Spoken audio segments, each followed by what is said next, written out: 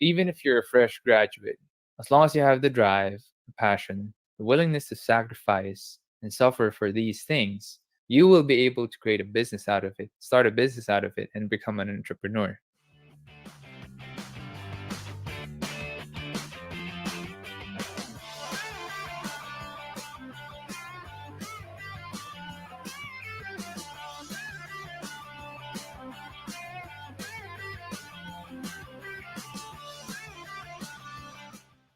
Next question again would be from Patrick Miguel. What are the top 5 skills you would advise a newly graduate to learn to thrive in the future to be successful? First skill, communication. Communication is super important. How you communicate with people, will you be able to engage them? And communication doesn't mean talking. It doesn't mean speaking. It doesn't mean na nagsasalita ka lang on stage or nagta-type ka lang, marunong ka mag-chat, marunong ka mag-formulate ng words. That's not communication. You know how communication starts? By listening. You have to learn the art of listening. I know that you guys know I have the podcast, Leadership Stack, and we're on Spotify. We have a lot of episodes already. If you guys are wondering what makes a really good episode, it's when I listen to the people I am interviewing. Most of the time, I have guests. And most of my questions actually stem from them saying something brilliant in their answers and me taking that answer and formulating another question from that. And hindi mo kaya gawin yun if you don't have the ability to listen well. So great communication is key. One of the key skills for you to be successful in life, not just as an entrepreneur, maybe even as an employee, but you need to learn how to listen first. That's the key to great communication. If you make the other person feel like, oh, this guy really understands me, then that person would be more open to listen to you as well. And great communication happens in between. Knowing the words to say, knowing how to say it, hand gestures, body language, facial expressions, these are all secondary, important, but secondary. First thing you need to do is to listen. And how you show someone you're listening is you look them in the eye, you keep quiet, don't comment, and then you mirror whatever it is that they say. It could be, did you mean? And then you paraphrase it in your own words. That will tell them that you really listen to them. It's difficult for me to list the top 5 skills, no? Ang dami nito, but definitely communication is at the top of my list. Second thing that you need to learn to thrive in the future and to be successful, I think, is sales. Nothing happens until someone sells something. That quote is attributed to Henry Ford. The world doesn't revolve, the world doesn't go round until someone sells something. For example, what have I sold you guys here? I've sold you the idea that if you tune in, you're going to get something out of it. And that's what made you act and finally tune in. If a parent wants their child to eat veggies, the parent has to sell the child that vegetables are good for them. However, they want to make the product good, taste good, nasa sa kanila na yon. If you want to add more seasoning to the vegetable, nasa sa'yo na yon. Or if you want to force the child to do it, but you have to sell it to the child that this is good for you. Why don't you try it out? Nothing happens until someone sells something. And sales is one of the oldest skills in history. It is one of the oldest professions in history, being a salesperson. You cannot be successful if you cannot sell. Even if you're not an entrepreneur, you may be a product person or an inventor, you still have to learn to sell your invention to someone who will invest in it and make it improve and iterate it until it is market ready. Whether you are a businessman, an employee, an inventor, an idealist, you have to learn how to sell. If you don't know how to sell, success will be ever elusive. Mahirap makahanap ng success sa buhay pag di ka marunong magbenta. Maybe the third one would be the ability to accept criticism. In short, humility. It's hard to hear people say bad stuff about you, things that you need to change. That's how it is as human beings. Mahirap talaga eh. But if you keep rejecting that, the chances of you improving is very small. Because the easiest way for you to know your weaknesses and blind spots is usually from how other people see you. Kaya nga siya blind spots eh. Because you don't know. You don't see it. You don't see that this is how I talk. This is how I correct others. This is how I do things. There may be some things that are wrong in that, but you don't see it because you're blind to it. And the easiest and best way to see it is when other people correct you. But if you're not humble enough to accept correction, all you're going to be doing is defending yourself. And it's tough when it becomes a defense party. You have to learn to accept it and make solutions to change. That will still be your blind spot. It will still be your weakness. So mahirapan ka talagang i-improve yon. It's easier to improve strengths than to improve weaknesses. But you have to still improve that nonetheless, at least to a certain level where it's acceptable to a lot of other people. People who cannot accept correction, what happens to them? They don't get along well with other people because they don't improve. But people who are able to accept correction and improve, those are people who get ahead because they're likable.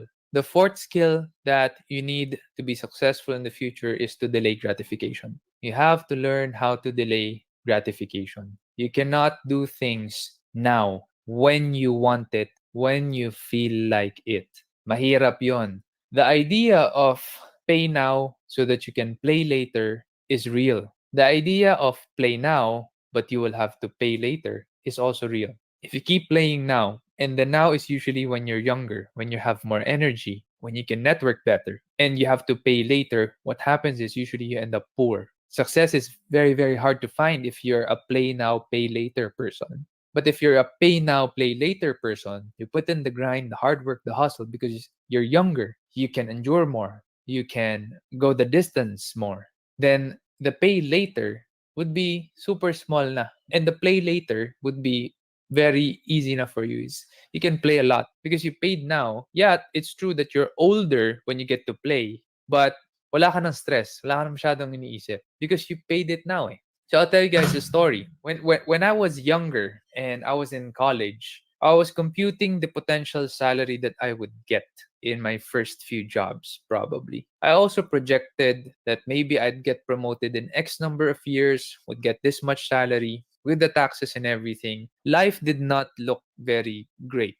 In fact, it looked bleak. Kasi when I computed it, maybe I'd get to buy my first car at 35. Maybe I'd get to buy my first house at 45. And maybe I would also be able to get married somewhere in my late 30s. Just because I don't have the money to do it. What I did was pay now and play later during that time because my startup years, I would work 16-hour days pretty much non-stop. So medyo napabayaan ko yung sarili ko, yung katawan ko during that time. But now, 10 years later, I'm 32. I'm able to achieve a level of success that would only be in my wildest dreams. At 25, I got married. I was able to buy my first car at 23. I was able to buy my first house and lot and pay for it by 31.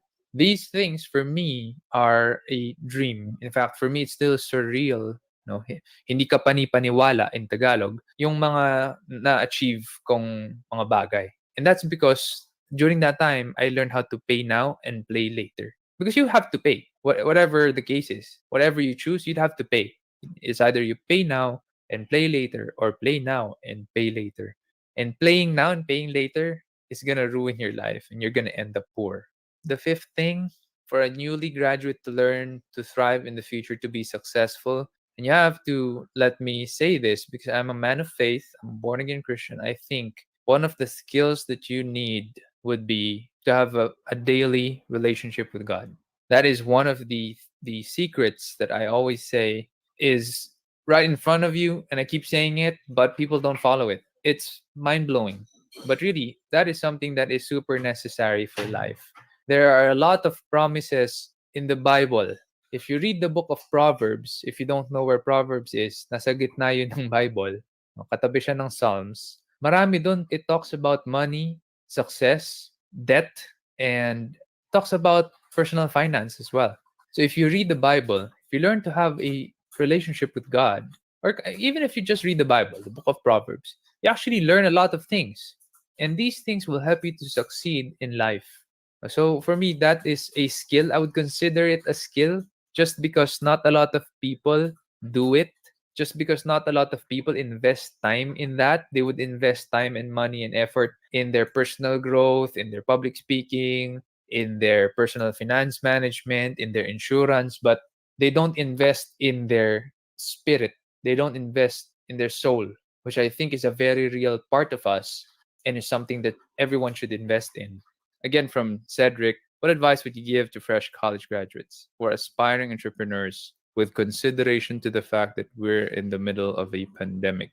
Well, if you're a fresh college graduate and you want to be an entrepreneur, there is no real reason why you shouldn't be. Because right now, the market is super disrupted. And with disruptions come opportunities. Because suddenly, the way things were, the way things worked, doesn't work as well anymore. It doesn't work at all. And there are a lot of ways that you could change that. There are a lot of ways to go around that. There are solutions that you could provide, but it does take a lot of drive. It does take a lot of passion, the willingness to suffer for something, to sacrifice for something. It takes a lot of that to be an entrepreneur, whether you're a fresh grad or whether you're in your 20s, 30s, 40s, maybe even 50s, because there are people in their 50s who start businesses and they're entrepreneurs as well. It doesn't matter what age you are in, it doesn't matter if you're a fresh grad. What matters is, can you see those new roadblocks, those disruptions in the market, and can you make solutions out of them that people are willing to pay for? Because if there is a demand in the market, such as, for example, e-commerce became a big hit. Why? Because people can't go out to the places where they used to buy stuff. Groceries, wet market, it is not the same. When you go to the groceries and wet market, I don't know about you guys, but here in BF Parañaque, medyo mahirap because we had to have our Q pass and there's some sort of color coding with the traffic in the wet market. Now you can only go every Tuesdays or every Wednesdays, something like that. And so there's a lot of, guess what, online groceries that popped up. They made it easier for people to just order what they needed from the groceries and the wet market online. Cloud kitchens started popping up because wala eh, sarado yung mga restaurants eh. So, saan ka kakain? You still have that taste for eating out. You still want to eat out. You still want to order good food, or maybe you find it difficult cooking at home. Maybe no one cooks at home. Then how are you going to eat? Or you only know a couple of dishes. Then cloud kitchens became a boom, and suddenly people start ordering a lot from these cloud kitchens. Again, even if you're a fresh graduate, as long as you have the drive, the passion, the willingness to sacrifice and suffer for these things, you will be able to create a business out of it, start a business out of it, and become an entrepreneur. I think that the pandemic is one of the perfect storms actually to start your own entrepreneurship journey. It is difficult, but even if it wasn't, even if we weren't in a pandemic, entrepreneurship is still difficult. There is no way to getting around it. So I think this pandemic is the perfect storm for you to start your own business actually.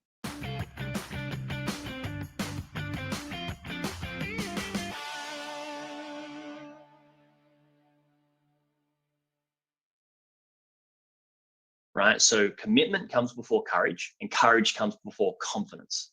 So the only way you can get to become a confident investor or confidently achieve anything or do anything in life is to go through and have a vision, be committed enough to that vision, be courageous enough to act on that vision and learn the things that you need to learn through the whole process. And that could take 6 months, it could take 6 years, but you still need to have all of that before you end up at confidence and being confident at anything that it is that you want to achieve.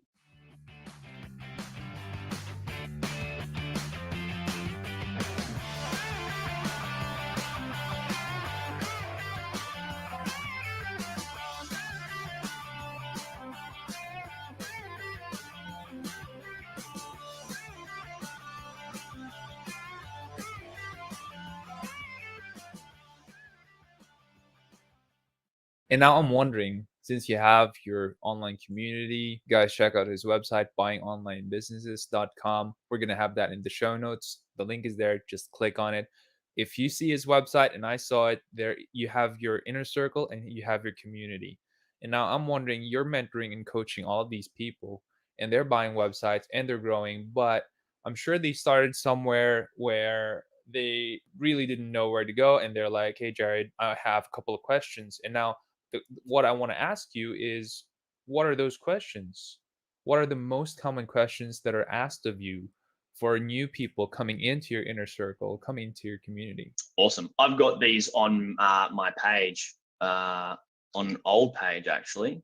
So what I'll do is I'll bring them up right now and we'll go through them. Normally they're like, where would I go to buy a website business, and how much should I spend on a website business? How much money does a website business actually make? So are these, sorry, let me be more specific. Are these questions that they want to ask me prior to joining my community, or are these questions that they're wanting answered prior to learning how to invest in a website? The context would be more if they're already part of your community, they're looking at you as their coach. If they're already a part of my community and they're already learning a bunch from me.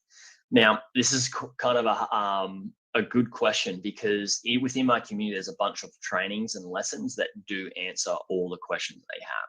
So I've had people that go through and I was just telling somebody else on a podcast this morning that I was on, people will go through my course content and my program, and they'll go away and learn everything.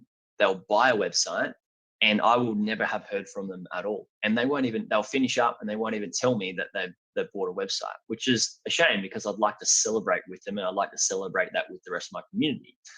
Sometimes I get random emails from like, oh, hey, thanks so much for your help. I bought a website, 3 months ago. I'm like, oh, you didn't even tell me. But so a lot of the questions do get answered within the course content. There are some common questions, and normally these common questions are like I said before, which website investor would you buy from?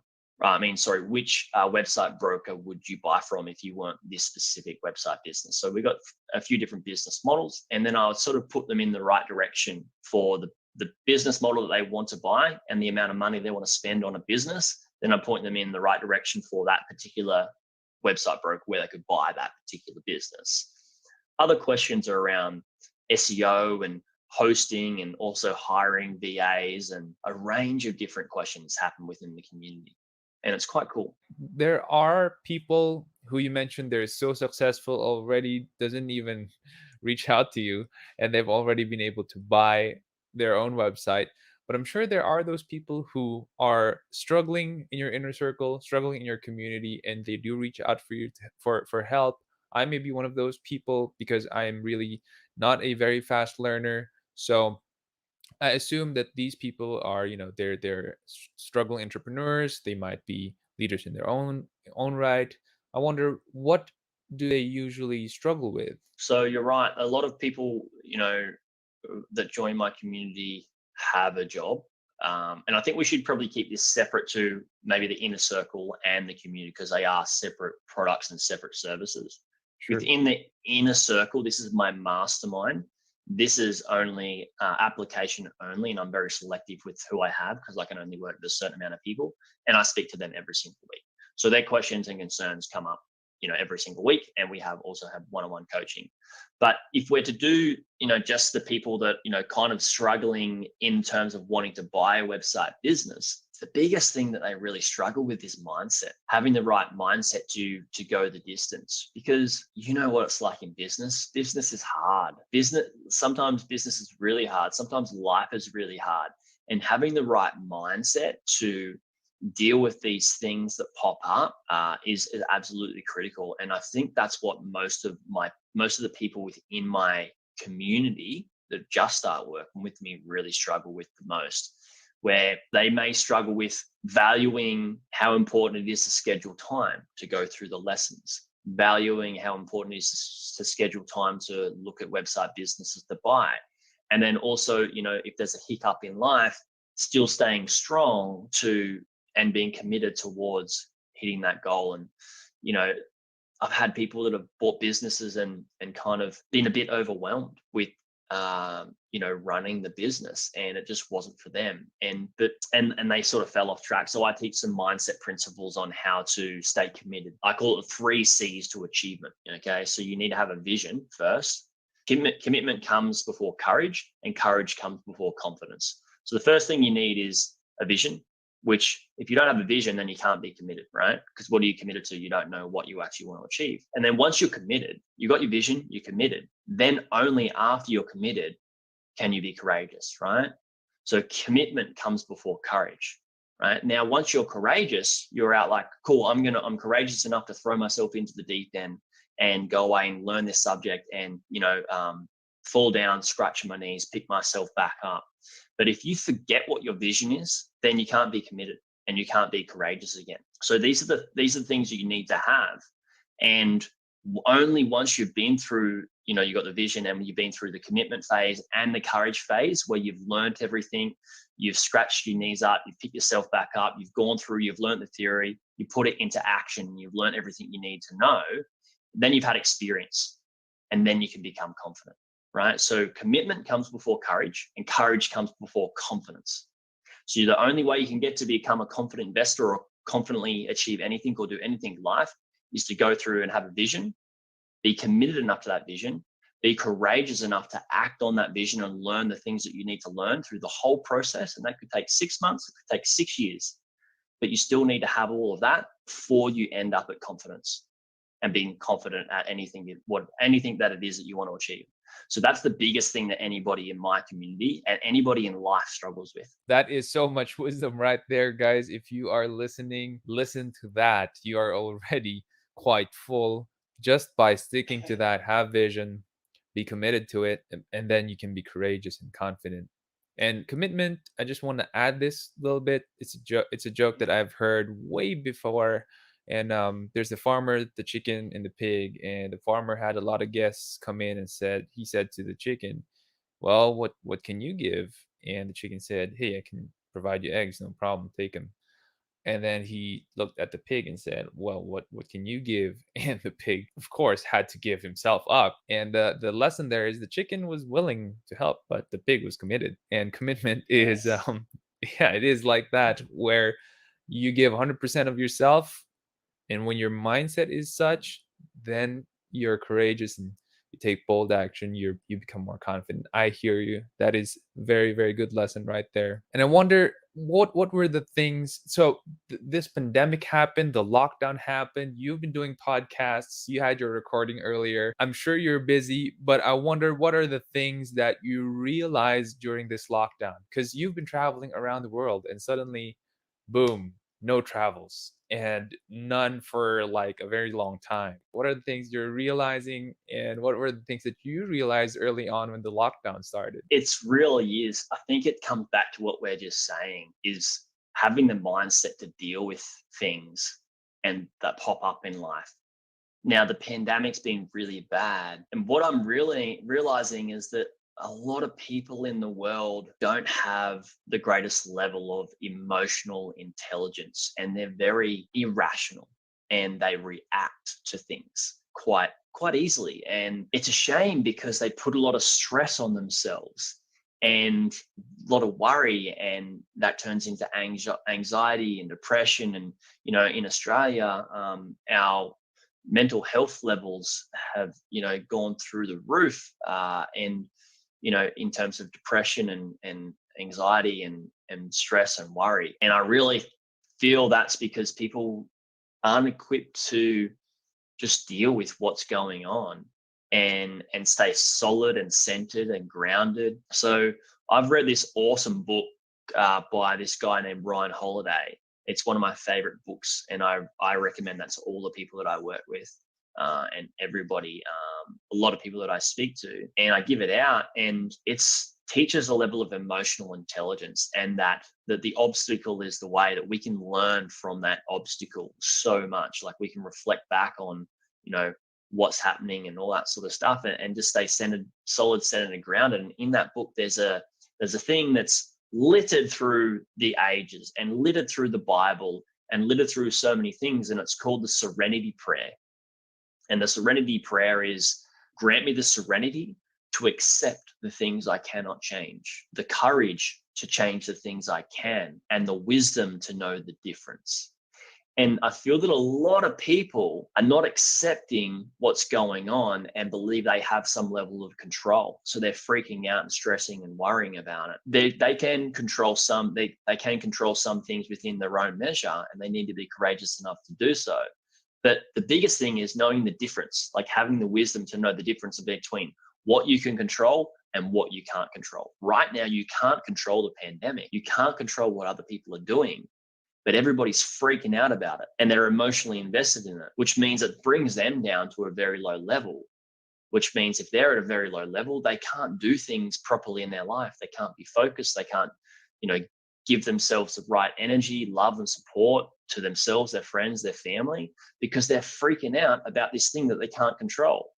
If you just put that aside and realize like, I've got no energy for that, then you can stay solid, grounded and centered and work out what can you control within your own environment and focus on that. People are going to be so much more at ease, less stress, less anxiety. And I think that's what I've noticed through the pandemic as well. So I've had people that are clients who were in the community that had to leave because they've gotten family members that had COVID and stuff like that. And, they did the right thing. They left, they had a level of control, took their money and their time focus and helped their loved ones with that.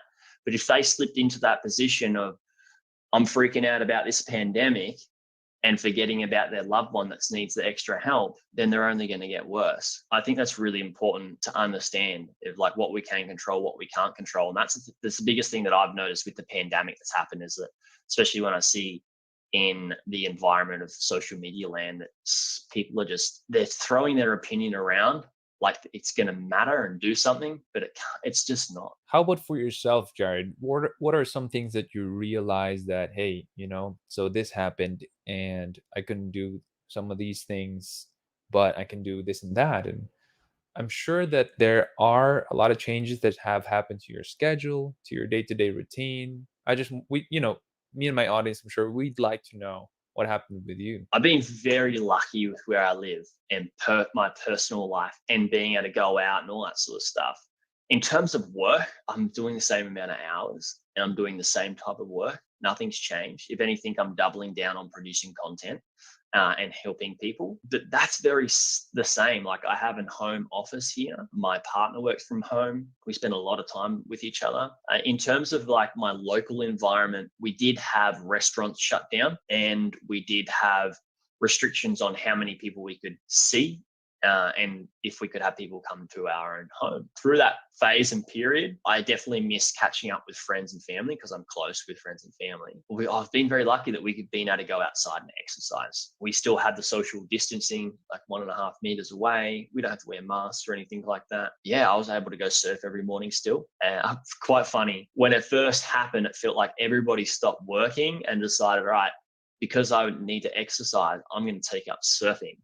And there was so many people in the water, it was crazy. It slowly decided to like calm down, but that's what changed in my environment, was not being able to see friends and family for probably a month. What's it been like in the Philippines? I know you've had different waves and some craziness happen. Oh man, we are number one right now in Southeast Asia in terms of people infected. It is very sad, and we went on a second lockdown from July 2nd week until yesterday. So we're back at GCQ.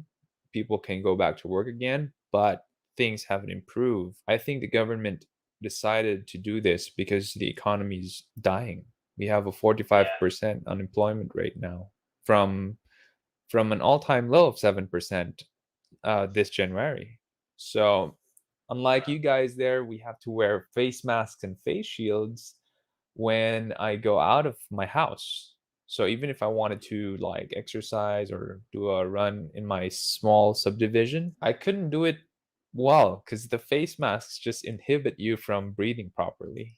So yeah, we have in half of our country. So I'm in like the top half, or yeah, I'm in the top half, but like there's one state in our country that it's been very bad down there and they've got to wear face masks and they're only allowed outside for an hour per day. It's really bad down there. So it's a bit different within Australia, but I definitely feel you. I've traveled through Manila and the Philippines and Vietnam, and masks and to exercise it would be tough.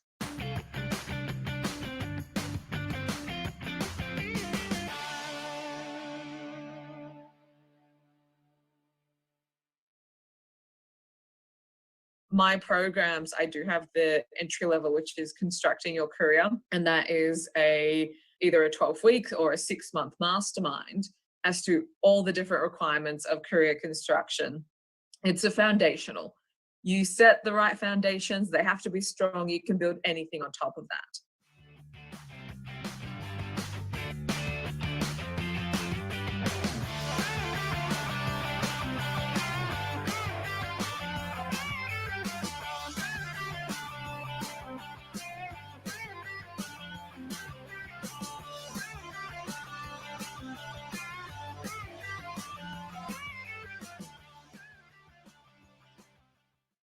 Hey guys, welcome back to the show. For today, we have Miss Eleanor Moshe. Eleanor, thank you so much for being here on the show. If you guys didn't know, I'm going to introduce her a little bit. She's the founder of the Construction Coach, where she guides, inspires, and directs future leaders and industry professionals to propel their career and achieve higher compensation, faster progression, and more recognition. She's also the host of Constructing You podcast. After this episode, you might want to check it out. We are going to leave the link in the show notes, where she interviews exceptional leaders and industry titans in the construction industry to find out what they do, who they are, who they've become to achieve what they have, and to find out what it really takes to have an exemplary career in construction and property today. So if you're wondering who built this skyscraper, who built this, architecture right here, it is a wonderful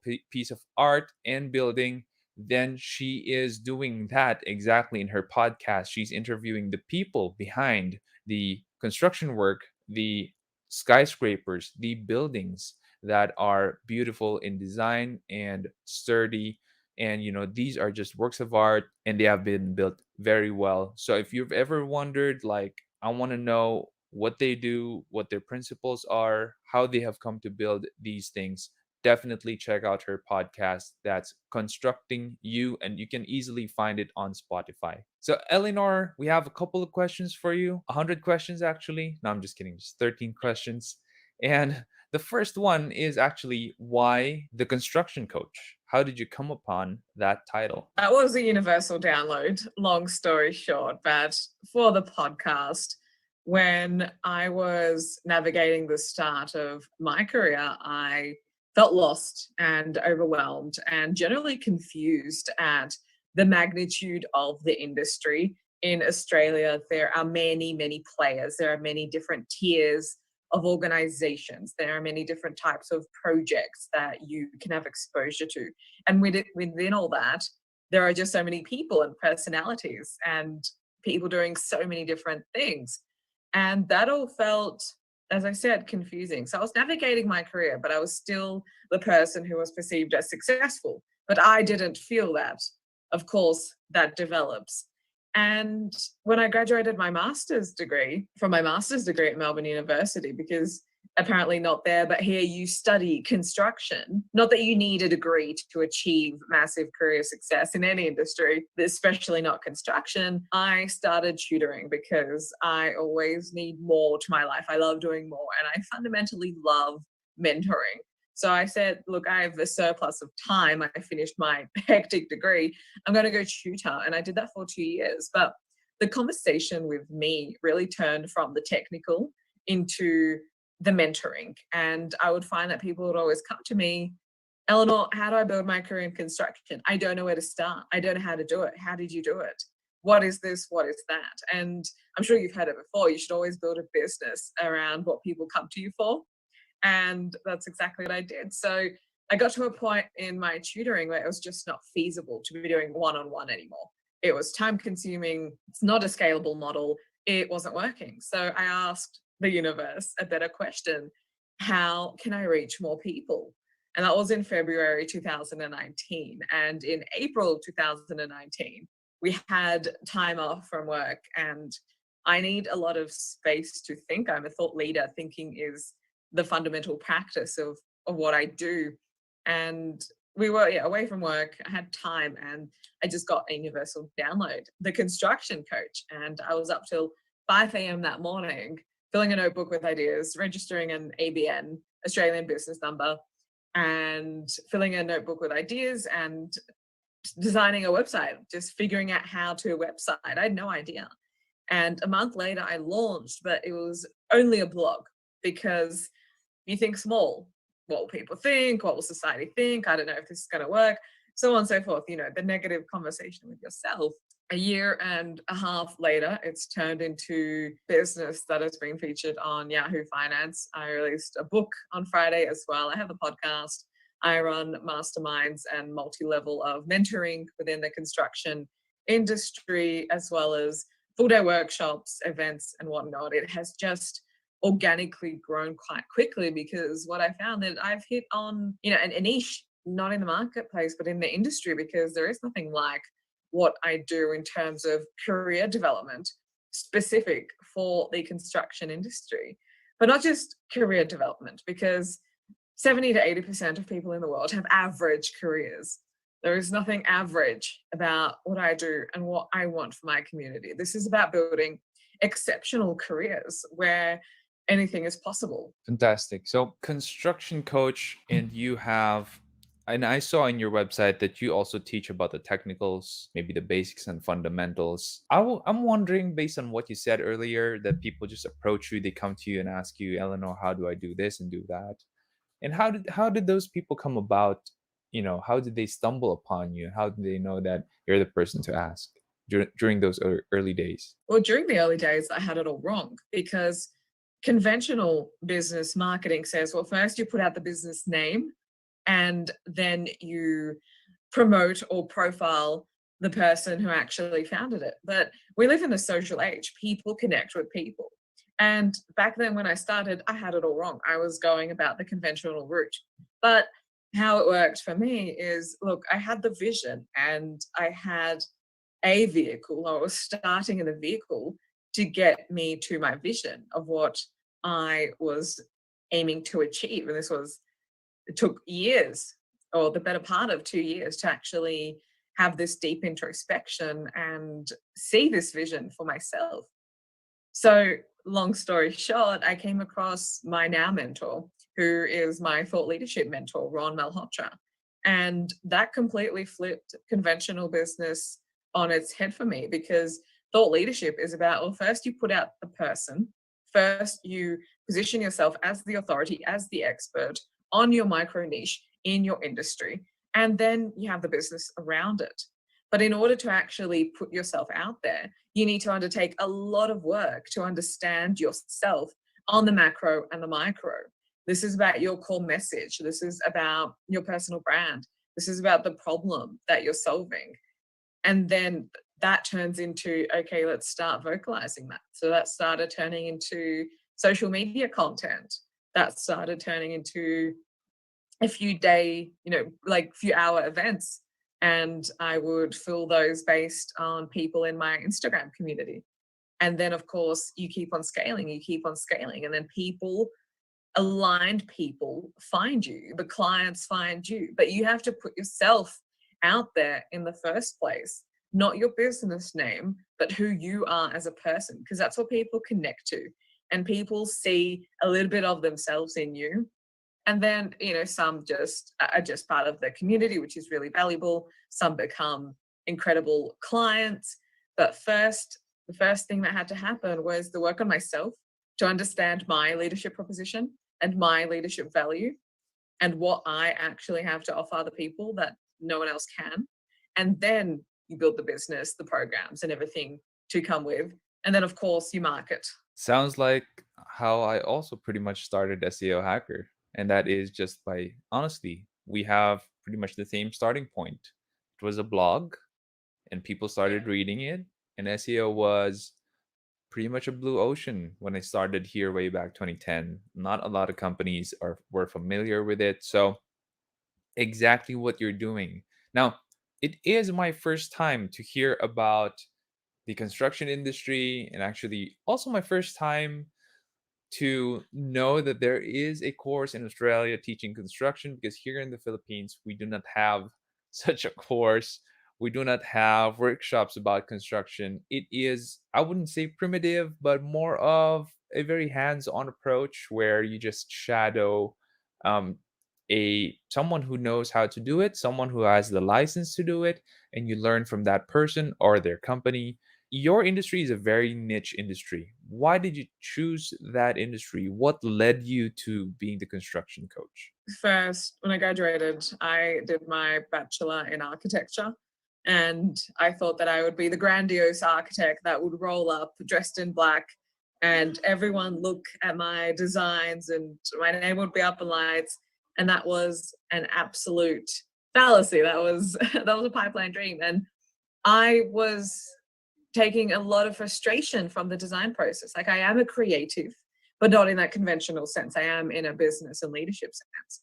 And the design process frustrated me. And the people that would do really, really well are those that had Revit designs and everything that would never be built. And I was more interested in the processes, the structure. How is it actually going to get done? The finances. So back then I made a bold move and I didn't enroll in a Master of Architecture. I enrolled in a Master of Construction Management. And yes, here in Australia, and that's why we attract a lot of international students, is because construction management, project management is available to be undertaken as tertiary education. But the way that tertiary education is structured, it's relying on rote learning and it is antiquated. And you don't learn construction off a whiteboard. You learn theory off a whiteboard. So I appreciate the model of the Philippines where you just throw people in the deep end and have them learn and, hands-on, because that's how everyone learns. And it is the same here in the industry. A lot of the veterans in the industry say that when the young kids come to site, they actually go through a period of unlearning. So forgetting all the theoretical experience that they have come across and actually understanding, okay, this is how we do it in industry. So a big part of the construction coach, I also work to bridge that gap between academia and industry for my entry-level clients and entry-level programs, because it's a huge gap. Got it. So it has been, I would say, like a series of maybe if you consider it a divine interventions in your life where you realize that this is just not for me. And so would you say that construction management suited you a lot better? Definitely.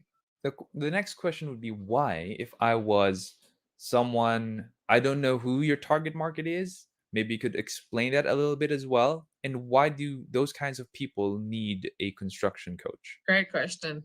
When you adopt the thought leadership model, we don't look at clients based on demographics. I mean, that does come into consideration. But what's really important to us in terms of having aligned clients is their psychographics. So at all levels of my programs, I look for people who have ambition. You can't teach ambition. Either you're hungry or you're not. Either you're complacent or you're not. I look for people who are driven, because I am very driven and I move very fast. I look for people who are diligent enough to actually implement the tools that they are given and play the long-term game to get the results, because that's the only game I know how to play. It's the long-term game. I don't have a shortcut for you. The only shortcut I have is for you to take the long route, because shortcuts only end up costing you in the long term. I'm sure you know how it goes. That's what I really look for when I screen clients, because not only do they have to be a fit for me, but I also have to be a fit for them. And in terms of why have a mentor, it's universal. Mentoring is the greatest vehicle in which you can accelerate your own development, because you are leaning into the experiences and the insight that someone else already has. And there is an abundance of money. There's no shortage of money, but we do have a shortage of time. And what I've done with my mentor, I don't even know if I would have achieved it in 10 years. I have no idea if I would have ever even conceived the notion to write a book. But because I worked with a mentor, that'll happen in 12 months. And it is the same when you're starting out your career in construction, when you want to move from management to leadership, when you want to establish yourself as the authority. What's the option? Spend 10, 20 years navigating a career, playing at a mediocre and average level, not actually understanding the holistic approach to career construction, or go about it alone and think you know everything. People don't do that when it comes to construction projects. One person doesn't set out to build a building, it's a team effort. You surround yourself with the best team. It has to be the same for your career. Got it. And once once this person approaches you and say, "Hey, Eleanor, I need help. Can you help me with learning this and that?" How does the process go? Do you teach the basics and advanced of construction first? Because as you mentioned, you can learn that in school. I'm curious, like, what happens then? If I do get a lead through social media or a referral, many different avenues in which leads can come from, I get on a call with someone. And it's important that I do a diagnostic. What is it exactly that they're looking to achieve? Because there's a lot of people in the marketplace that they just try and sell you something you don't need. If you don't need it, why would you buy it? Why would you invest in it? Why would you even care about it? And when people don't actually take the time to understand what the other person is going through, they're not in the best position to actually serve them and assist them. So before anyone gets to work with me, there is the diagnostic part. I never send someone a brochure, here you go, see you Monday. It doesn't work like that. So I don't teach any of the technical aspects. You'll never hear a session from me on how precast goes together or how steel goes together, because I don't love talking about that. That's not what lights me up. I can talk about it, but I'm also conscious of my energy. So my programs, I do have the entry level, which is constructing your career. And that is either a 12-week or a 6-month mastermind as to all the different requirements of career construction. It's a foundational. You set the right foundations, they have to be strong. You can build anything on top of that. And then my mid-level program is Magnify Your Construction Career. And I do this in collaboration with my mentor, Ron Malhotra. And it is really about those that want to escalate really quickly to a leadership position in the industry, but they don't have the ambition to become an entrepreneur or scale out, but they still want the impact and authority within their organization. And there are many different aspects to this. And then the upper echelon of mentoring is the Thought Leadership Program, which I am a master facilitator for Ron Malhotra, because this program has changed my life from the inside out, and I have achieved absolutely massive results. His words, not mine, but I have. And that program is for people who want to establish themselves as an authority in their industry. It doesn't have to be only construction, based around their core message, their personal brand, and businesses that are an extension of both.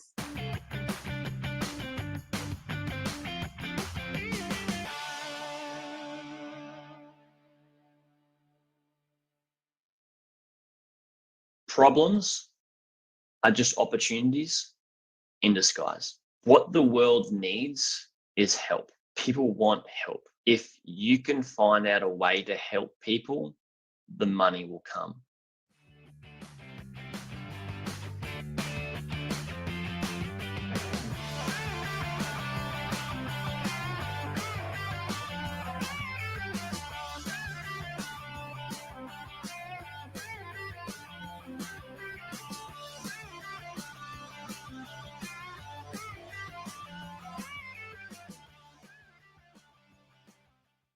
The next question I have for you is about ad spending. So you run ads to keep the community going on, maybe new signups every so often. And I assume from this community, you are able to like close some of them or encourage some of them to move into your inner circle. Is that right? Correct. Yeah, everybody that is within the community, once they've bought a business, they can either choose to keep learning to grow their business within the community, which we have trainings and stuff. But if they want some more personal strategy one-on-one, then they go straight into the inner circle. Got it. And work with me closely. Yeah. Ad spending is something you're familiar with, being in the digital space for a long time. And I own a digital marketing company. And I wonder, in your case, has pay-per-click or CPC gone up or down, cost per click? What has been happening? Yeah, good question. For me, it's ads have been cheaper. It's been cool. It's been really good. Oh, that's good. Yeah. I've noticed. So I do content marketing and remarket to my content and remarket people who've viewed my site, as you know, with the pixels and all that fun stuff. Mhm. You'd know so much about this, which is cool. Mhm. I'm happy to dive into as much marketing as you like, because I'm a bit of a marketing geek myself. Awesome. But yeah, I've found ads have been a little bit cheaper as of late, which is quite cool. Likewise here on Facebook, YouTube, everything. So I know a lot of YouTube creators, actually, local ones, and they're telling me that they're not making money from the payouts right now. So yeah, ads are super cheap right now, which is good for you who has, you know, the same amount of work that you guys are doing. Just to give you a bit of background for SEO Hacker, we have clients who are, you know, some of them B2C, some of them B2B, and since they are having a tough time collecting or, you know, receiving sales, getting more sales, we are also getting a tough time collecting from them. But in terms of work, still the same amount of work. It's just that they pay later because they were saying that, you know, our finance team cannot go to work, it's a lockdown, blah blah blah, and so the receivables just pile up. That's the only problem. But I think for a lot of us in the digital marketing space, we're still pretty much doing the same thing, and we're blessed to have still, you know, the same amount of work, or maybe for some of us even more work, which is good. Yeah, it's been, if you know that skill of working online specifically to marketing, I mean, you're going places, especially at this time. Now, what's the process like when people wanna work with you? Do they just get in touch with you? Do they go to your website? How do they find you? I know you mentioned that you're spending ads, but I want to like dig a little bit deeper on that. Like, how do people really find you? Where do they mostly come from? How do they start the process? So how people mostly find me is through my podcast. I'm sure that's probably similar to you. It's just such a good way to get to know somebody, and you know, you build a bit of a relationship with them and they can start to trust you and see if you're the person that's going to be able to help them. So a lot of people will consume my content through the podcast. And then also little snippets like you guys do. I'll put that on different platforms, Facebook. Sometimes I run ads on Twitter, which has been quite cool. You know, been very, very low cost per click. Have had some, you know, my CPL on Twitter has been quite good. My cost per lead. Not doing any Twitter at the moment. Not doing any YouTube anymore in terms of ad spend. But we post on YouTube, post a little bit on Instagram. But practically nobody comes from Instagram, which is okay. But mostly Facebook. People will see my stuff on Facebook and YouTube, consume the content, and then they can either, if they want some extra help, they come and join my email list by getting a due diligence framework or a tool, free resource that I create, which actually been very grateful that the industry has just been shouting that, you know, to the moon and letting people know it's been really good. So quite a lot of opt-ins, still a bit of email marketing there, but those people who don't opt in, they can come to the site. We do some remarketing, and when people feel like they're up to join, they can just join. You're probably the first person I know who tells me that most of them come from the podcast. For me, podcast is mostly a work of passion. I make nothing from it, and so I've been doing this a year and 1 month now since I started last July. We have like 13,000 streams already.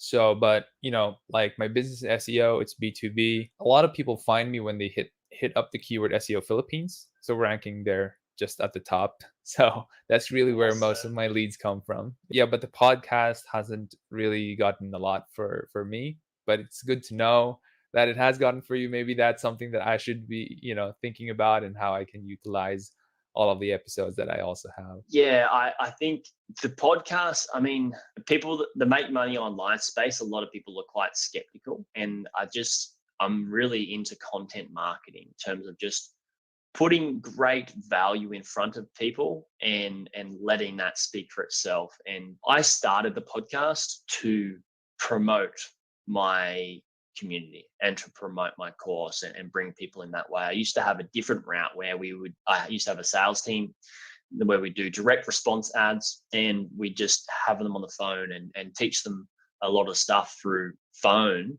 and do sales into a high level program. And then I decided I'm going to go wider and help more people, and decided to go through just create content, really good content, and let that speak for itself. That's what I've been about. And actually it's been the thing that I really love. It's really turned into something that I thoroughly enjoy. And I think that's probably why a lot of people like want to come back to, listen to my voice again, I guess. I don't know why else you would, but It is really good to see how honest you are. So I know that you guys are listening, but we also have the video on YouTube, and I am interviewing Jared on video by Zoom. I can see how honest you are with all the answers that you've given. I think that is, and it could be heard with your voice as well and how you respond. So I think that is one major reason that people just start to trust you, and why we get so much podcast leads. Just to just my 2 cents. yeah, Now, thanks, man. Really appreciate that. and the last question I have for you actually is the target market of this podcast, the leadership stack. We're looking at leaders and managers and entrepreneurs who are struggling out there, more so now because of the pandemic. Again, 45% unemployment rate is not going to happen if businesses did not shut down. So there are a lot of businesses that have died during this time, given there are some that are thriving, but still 45% from a 7% started this year, at least here in the Philippines, that is the all-time low. Now in a couple of months it's 45%. And I'm wondering, Jared, what would be your one big advice? If there is one big advice you could tell to these people, what would it be? Problems are just opportunities in disguise. What the world needs is help. People want help. If you can find out a way to help people, the money will come. And you can get as creative as you like with it. But I feel like, at the moment, it may be really, really hard in your niche or what you're doing. People maybe it's a luxury item or that you're selling, or it's a luxury service that you're selling, or it's something that people aren't spending money on right now. And can you blame them? I mean, I've, you know, I haven't been very impacted because a lot of people are turning to the internet to make money online. But there's been people that have left, and can I blame them? No. Like, they've stopped working with me. I can't blame them at all. Like and I'm all like, hey, you do what you need to do. If you need to go and look after your family, please do it. That's the most important thing, you know, for you at this time. And if or when you're ready, come back and I can help you. But I think if we just put ourselves in the position where we're always putting ourselves in one another's shoes, our clients' shoes, our audience's shoes, and thinking about like, all right, cool, where are they at the moment and how can I help them best?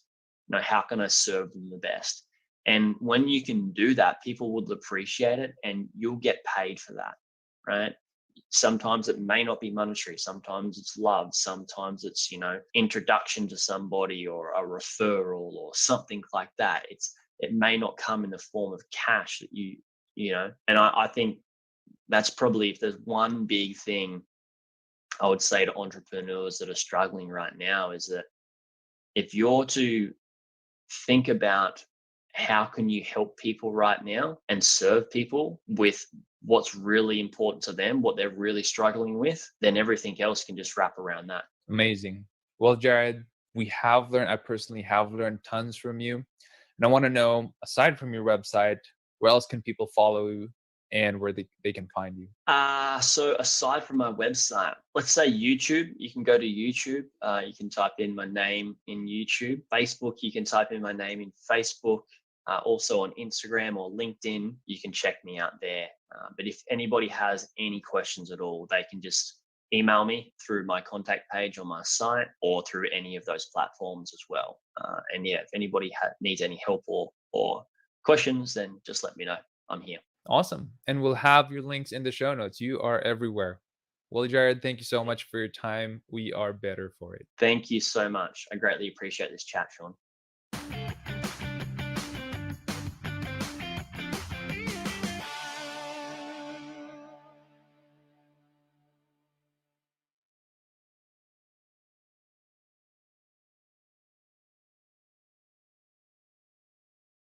Too much and not too little, but not just for the sake of contentment, but for the sake of my relationship with God.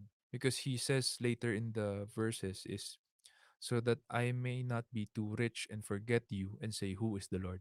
And I will not be too poor and steal and so defame the name of my God. That's a verse close to my heart. I wouldn't say it's a verse that has guided me in how I do business, but I it helped me as a person to be contented with what I have, not to be in pursuit of the rat race or the American dream of having more, more, more, more, more, just for the sake of having more, more, more, because that's really not going to end. And people who do it that way end up hanging themselves or jumping out of a building or in front of a train. So, yeah, top of mind verse would be that verse. I know that you're a man of God. So, I hope so. yes. Yeah. So, how do you invite a friend to go to church? Have you tried? How and what you find effective in terms of bringing people in your church? It depends on the friend. Okay. If the friend is a Catholic, Yeah. then it is much easier for me to invite them. If they're agnostic or atheist, it is much more difficult for us to invite them. If they're Satanist, you will never be able to invite them, right? So it depends on the friend. If you're asking me about a Catholic friend, because we are a Catholic nation and majority of people in the Philippines are Catholics, practicing or non-practicing doesn't matter as long as they say they're Catholics. One of the easiest ways to do it is when your church has an event, a learning event. One of the learning events that we had this year in CCF is the IDC, or Intentional Discipleship Conference, and I invited Jam and a lot of my other leaders to that conference, which is not really a conference where they directly share the gospel of Jesus Christ or salvation, but they share with you how to lead and disciple others, which is applicable in business. Mm. 100%. We were able to learn a lot. I was able to learn a lot. And I was thinking the entire time on how to use this as a leader here in the marketplace, not as a discipler or as a Christian. So if it for me was applicable that way and they were able to go to CCF Alabang for the first time, that's one of the easiest ways to invite them to your church. Some of the topics there were obviously about Christianity because Dr. Ravi Zacharias was there, Bruce Wilkinson was there, and Pastor Peter Tanchi was there. These were all pastors, reverends, and doctors who of apologetics who were talking about discipleship. Even if what I learned from there was directly applicable to me as a leader here in the marketplace. There were a lot of principles discussed that were about Jesus Christ, about the Bible, about his disciples, about how he did it with the world. And Mm. so they also indirectly learned more about the Bible. And if people are genuinely interested about the Bible, there's no way for them not to read further. They will keep on wanting more because God's word is alive. It will accomplish what it's out there to do. That's how powerful God's word is. Piercing bone and marrow, Arrow. piercing your spirit, your heart. You have to just trust it to do its work. You cannot always shove the gospel down other people's throats, especially. So we have some agnostics here, we have some atheists here. We respect Mm. each other, we work well with each other. We don't shove our faith down one another's throats. Mhm. But what I think will benefit them with their work, I invite them into. There are a lot of Christian leaders today out there in the marketplace, John Maxwell being one of them. He's a Mhm. born again Christian and the number one authority in leadership in our day and age. Patrick Lencioni is another one. Jim Collins is not widely professed Christian, but I think he's born again Christian. Dave Ramsey is a born again Christian.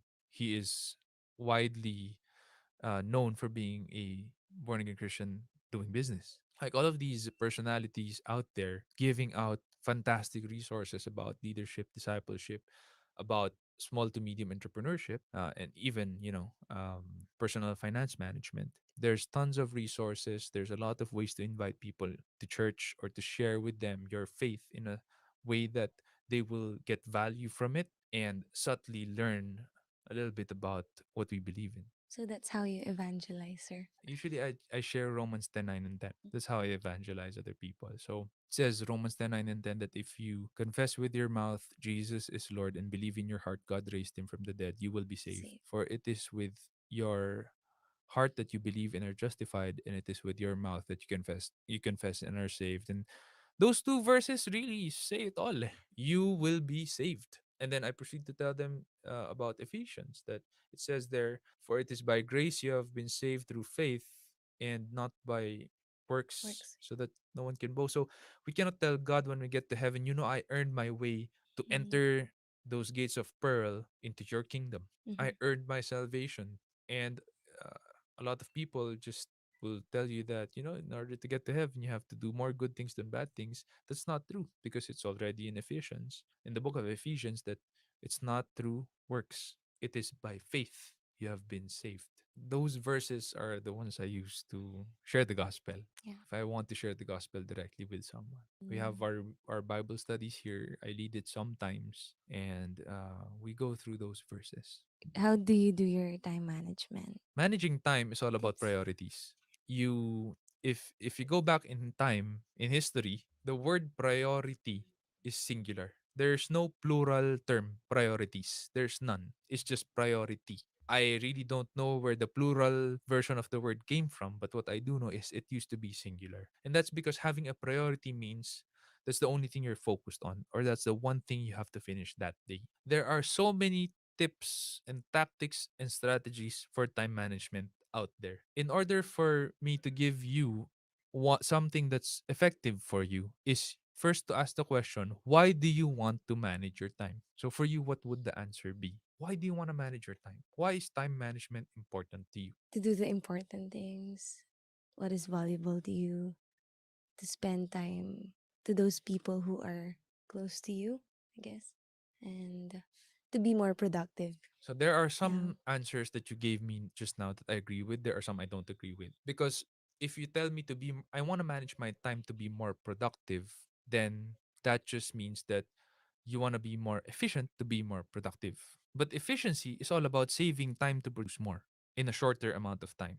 So you want to do that in order to produce more. Again, that's redundant. Kaya napapagod maraming tao, kaya nababurnout maraming tao kasi you want to be efficient for efficiency's sake. That will burn you out. For me, the right answer, and this is my opinion, may not be your answer, that's fine, is I want to be more productive. I want to manage my time so that I can be free. Free to do what? Free to do the things that matter to me. Whatever that may be for you, that's up to you. For me, that's spending time for myself, for my family, and for other projects that are in my zone of desire. I want to do, passionate about it. So I'm not being efficient to produce more. I'm being efficient to do things that matter to me, to be free to do them. Because I am already efficient in my work, but if I Mm. wanna do more work, that's just gonna burn me out. Dami Mm. ko ang na-save na time for what? To do more work? A lot of people do it that way. That's wrong. If you're gonna spend it with family, people who matter to you, that's for me one of the right answers. In order for you to manage time is to figure out what are the things that you are passionate about and have good proficiency with, meaning you're skilled to do that. That is the sweet spot. If you're always doing that kind of work, you will work faster, you will be happy with what you're doing, and everyone will be happy with you because you work fast, you have great output, and you're happy with what you're doing. There's work that you may be good at, but you're not happy doing it. For me, that's legal and accounting. I don't like doing that, but I'm skilled doing that because I've done it for a long time. What happens is you procrastinate, or it will take you a little bit longer to finish it because it's not something desirable to you. There's work that you're passionate about or you like, but you're not proficient with. Then what happens is other people get distracted with you because you produce work that's so or that they have to fix further because you're not so skilled with it, even if you're passionate about it. One of the things that would be for me is editing pictures and videos. I'm not skilled with it. I like doing it, but I'm not skilled with it. So it takes me more time and other people have to fix my output. And then there's the things that we really don't like to do and we're not passionate about it. So these are errands. For me, I hate doing errands and I'm bad at doing errands. That will, if you ask me to do errands, it would really take me forever to do your errands. These four zones are true for everyone. There are things I like doing, you will not like to do. There are things you like doing, I really don't like doing. And that's why we need a team in order to build a really good company. And in order for us to be able to manage our time better. Again, for what? Not to produce more, but to be free to do what's important to us. If you want to know more about uh, being free to do what's more important to you, there's a book I recommend, Free to Focus by Michael Hyatt. That's a fantastic book. I'm going through it now, and there are worksheets that I'm going to be doing with my Execom and with the leadership team here in SEO Hacker. And super excited to do that because that's going to be able to help us to take a look in the mirror and just pinpoint which kinds of work are a drudgery to us, which kinds of work are desirable to us, are a distraction to us, or are, some things that are we're not that proficient with, and we can share the load with each other. Thank you. Noted. Yeah. Thanks, Jazz. Thank you.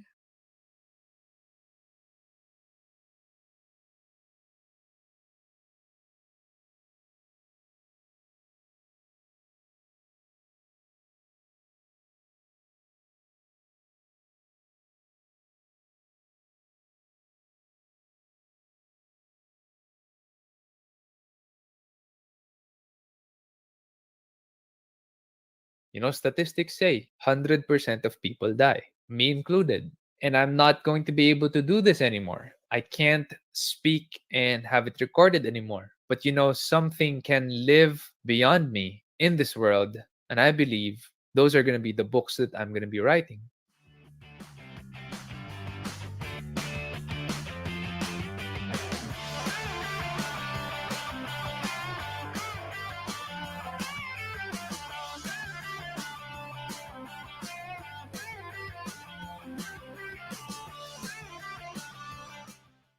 For Mark Davis, what is your greatest goal? Different aspects of life. Which one to answer? I guess for the entirety of my life, greatest goal to write 100 books, so that hopefully my kids will learn what I know and grow up to be hopefully men. Because I have two boys, men who loves God, who is also successful in their own definition of success. Goal in terms of my businesses would be to make sure that they live to the third, fourth generation, so that these are businesses that would produce a lot of jobs, help a lot of families, and help the economy in general to grow. Next question is, apart from CEO at 22, what are the 5 key books you feel I should read and why? I recommended How to Win Friends and Influence People by Dale Carnegie last time. So definitely that is one book that I believe everyone should read. Second would be The 21 Irrefutable Laws of Leadership by John Maxwell. I've read that I think 4 times already since I was 12 years old. Fantastic book. Those are the laws of leadership, which, leadership is important in all areas of your life. In your own self discipline, you have to lead yourself. In your marriage, you have to lead. In your family, you have to lead. Right? So if you're the guy, you have to lead with protection, with provision, with spiritual leadership. If you're the wife, you have to lead with nurturing, caring, right? Supporting, honoring, respecting. Leadership is really just super important, and learning the laws behind it that will serve you for the rest of your life. Another book that I really love that I recently read would be Never Split the Difference by Chris Voss. The Rules of Negotiation. It just helped me out because I'm a sales guy and I negotiate. I also, as the CEO, I'm the guy who fixes stuff. There's something broken or there's a conflict between people, maybe between client and an account manager. I'm the guy who comes in and tries to fix things. And that involves negotiation. Kaya ang tawag sa business people sa Pilipinas is negosyante. You have to negotiate. You can't be a businessman if you can't negotiate. So that one is a really good book. Another book would be Patrick Lencioni's The Five Dysfunctions of a Team. Being a team player is super important for me. That book helped me to learn about what breaks down a team, what makes it dysfunctional, and how you can deal with it. And it's such an easy read because Patrick Lencioni writes it in a story narrative where parang nagkukwento lang siya. He's just like narrating a fairy tale story, but in kind of a real life telenovela kind of way. So you learn the principles as you read the story. And that for me makes it a very easy read. Another book would be Entree Leadership by Dave Ramsey, because I'm a businessman and I had to scale up my business. I had to make it bigger. I had to deal with all of the accounting, legal. I have to make processes, train people, improve my hiring processes, improve my firing processes. All of these things that you don't think about when you're starting up. Because when you're starting up, all you think about is how can I improve my cash flow? How can I survive? How can I make revenue better than, greater than my expenses? So that book, Entree Leadership, is definitely something that I think a lot of people should read, and it's super underrated because not a lot of people know about that book. And the default answer would be the Bible, and I think you might feel that I'm cheating by giving this answer, but I think it is a book that has changed my life the most. So I've read the Bible for 14 times already, and this is my 14th time to read it. I'm in the book of Ezekiel, and the principles that I learned there are secondary. What is primary for me is how I am able to listen to God and His will for my life. That for me is life changing. That for me is super important. That for me took me from where I was to where I am now. So definitely the Bible has to make that top 5 list because that's the book that I have read the most and I'm still reading it now. And that's the book that I have mastered the least because the principles are just unending and applicable in all areas of life. So when you read also the Bible, there are so many promises there that you can unlock and you can just grab. You can just follow the rules and finally unlock that promise in your life, such as tithing. There's a verse in the Bible which says, "Test me on this." And actually, that's the only time that God says in the Bible, "Test me on this." Otherwise, you should not test God, right? So that's the only verse in the Bible. He says in Malachi, "Test me on this and see if I will not open up the gates of heaven so much so that you would not have enough room to store it. You're not going to be able to handle all of the blessings that I'm going to give you." And when I was younger, I said, this doesn't make sense. You give 10% of what you make to God. How can you make more from that? But I faithfully gave my tithes when I finally had my allowance in college. So that was a small amount. And I still give my tithes up until now that I'm doing business and the revenue is bigger than my allowance. And God has always been faithful. He has always provided for us. And that promise is true. It's very true in my life, can be true in yours. That's why I cannot not include the Bible in the top 5 books. Next question is, why is it important for you to write books? How do you start in writing your very first work? We have projectauthor.com. If you want to start writing that book in your heart, go to projectauthor.com. We are having a live webinar. Why is it important to write books? Because someday I'm going to die. Statistics say 100% of people die, me included. And I'm not going to be able to do this anymore. I can't speak and have it recorded anymore. But something can live beyond me in this world. And I believe those are going to be the books that I'm going to be writing. Maybe the blogs that I've written. Maybe. So for me, it's important to write books because it helps other people and it will outlive you. Also, my book CEO at 22 it embodies the essence of my startup journey. And there are people who have shared with me how they have read it, how they love the stories, how it has helped them. It is a blessing. It's a blessing to read all of those. So if it can help one soul, it is worth writing already, in my opinion. But for me, I plan to write maybe 100 books before I die. That is something that I really want to do in my life. Hopefully, I'm able to do that. I need a lot of discipline. I need a lot of drive to be able to do that. But yeah, that's something that I would like to do. How do you start writing your very first work? Easy. Take your pen out, put it on paper, and just write. It's not important whether that first few words that you write will be included in your book, but the habit and practice of writing. You see, writing is a discipline. You have to have a set amount of time that you set aside. You book yourself for that time to write. How I wrote my second book, 50x Your Business. It's out in Amazon now. You can buy it if you want. 50x Your Business is every day I would say I need to write 800 words. Whether I'm motivated or not, 800 words. When there are times that I'm motivated, sometimes I would write 2,000 words, but I'm inspired, I'm motivated. But I think that happened just twice in the entire span of me writing that book.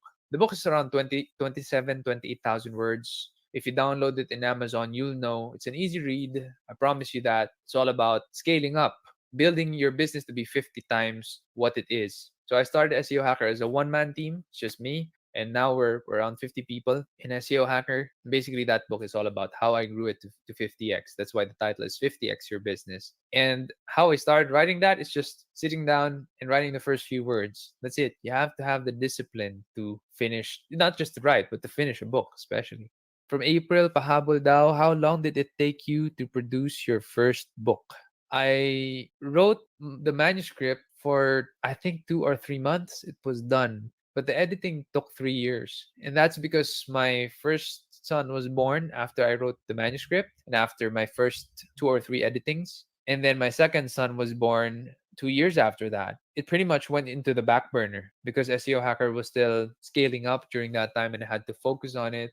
I lived in Quezon City, so my office is in BF Parañaque. So I had to go back and forth. That's a very long commute, even if I was driving during that time. And so my time was very limited. It went into the back burner, and oh man, I think it took 3 years for me to finally say, na, oh, it's time to finally finish it and publish it. So 2017, I think, was when I finally finished it. The year I think that I published CEO at 22 as a hard copy was also 2017. So it took a long time. My second book took a lot less time. So 50x Your Business is out in Amazon already as an ebook. I did not print it yet as a hard copy because it's the pandemic. I don't think it will make sense to print it and keep it in a warehouse somewhere because it might not be, bookstores are closed. It's not easy to sell a book by yourself.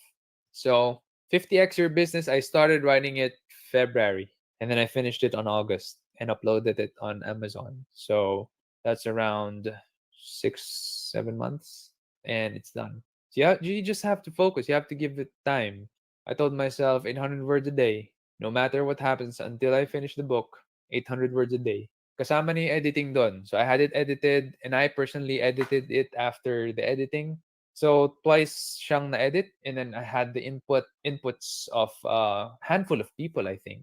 They gave me their inputs. I incorporated some of them, re-edited it, finally published it. So first book took 3 years, second book 7 months. Done. What are the key learnings you had in writing CEO 22? Well, I learned how costly it is to produce a book.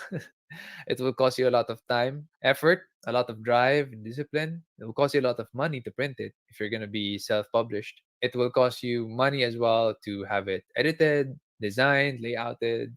So it takes a lot to produce a book. That's what I learned. And it's not easy to sell a book as well, even if you poured your heart and soul into it. You have to put a lot of time into marketing. You have to put a lot of time in promoting it. That's part of it. I think writing and publishing the book, putting it out there in the world, is just one small facet. The continuous promotion, continuous sharing of the book, that is like the bigger facet. That I think that's the facet that matters more. Because the writing is just one time, but the promotion has to be continuous so that people will be able to read your work and learn from you. So I learned those things.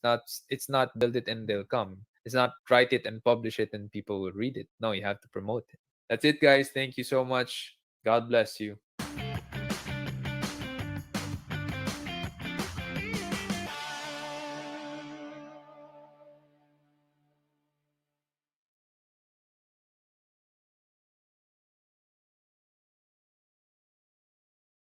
You got to think about the leaders of tomorrow.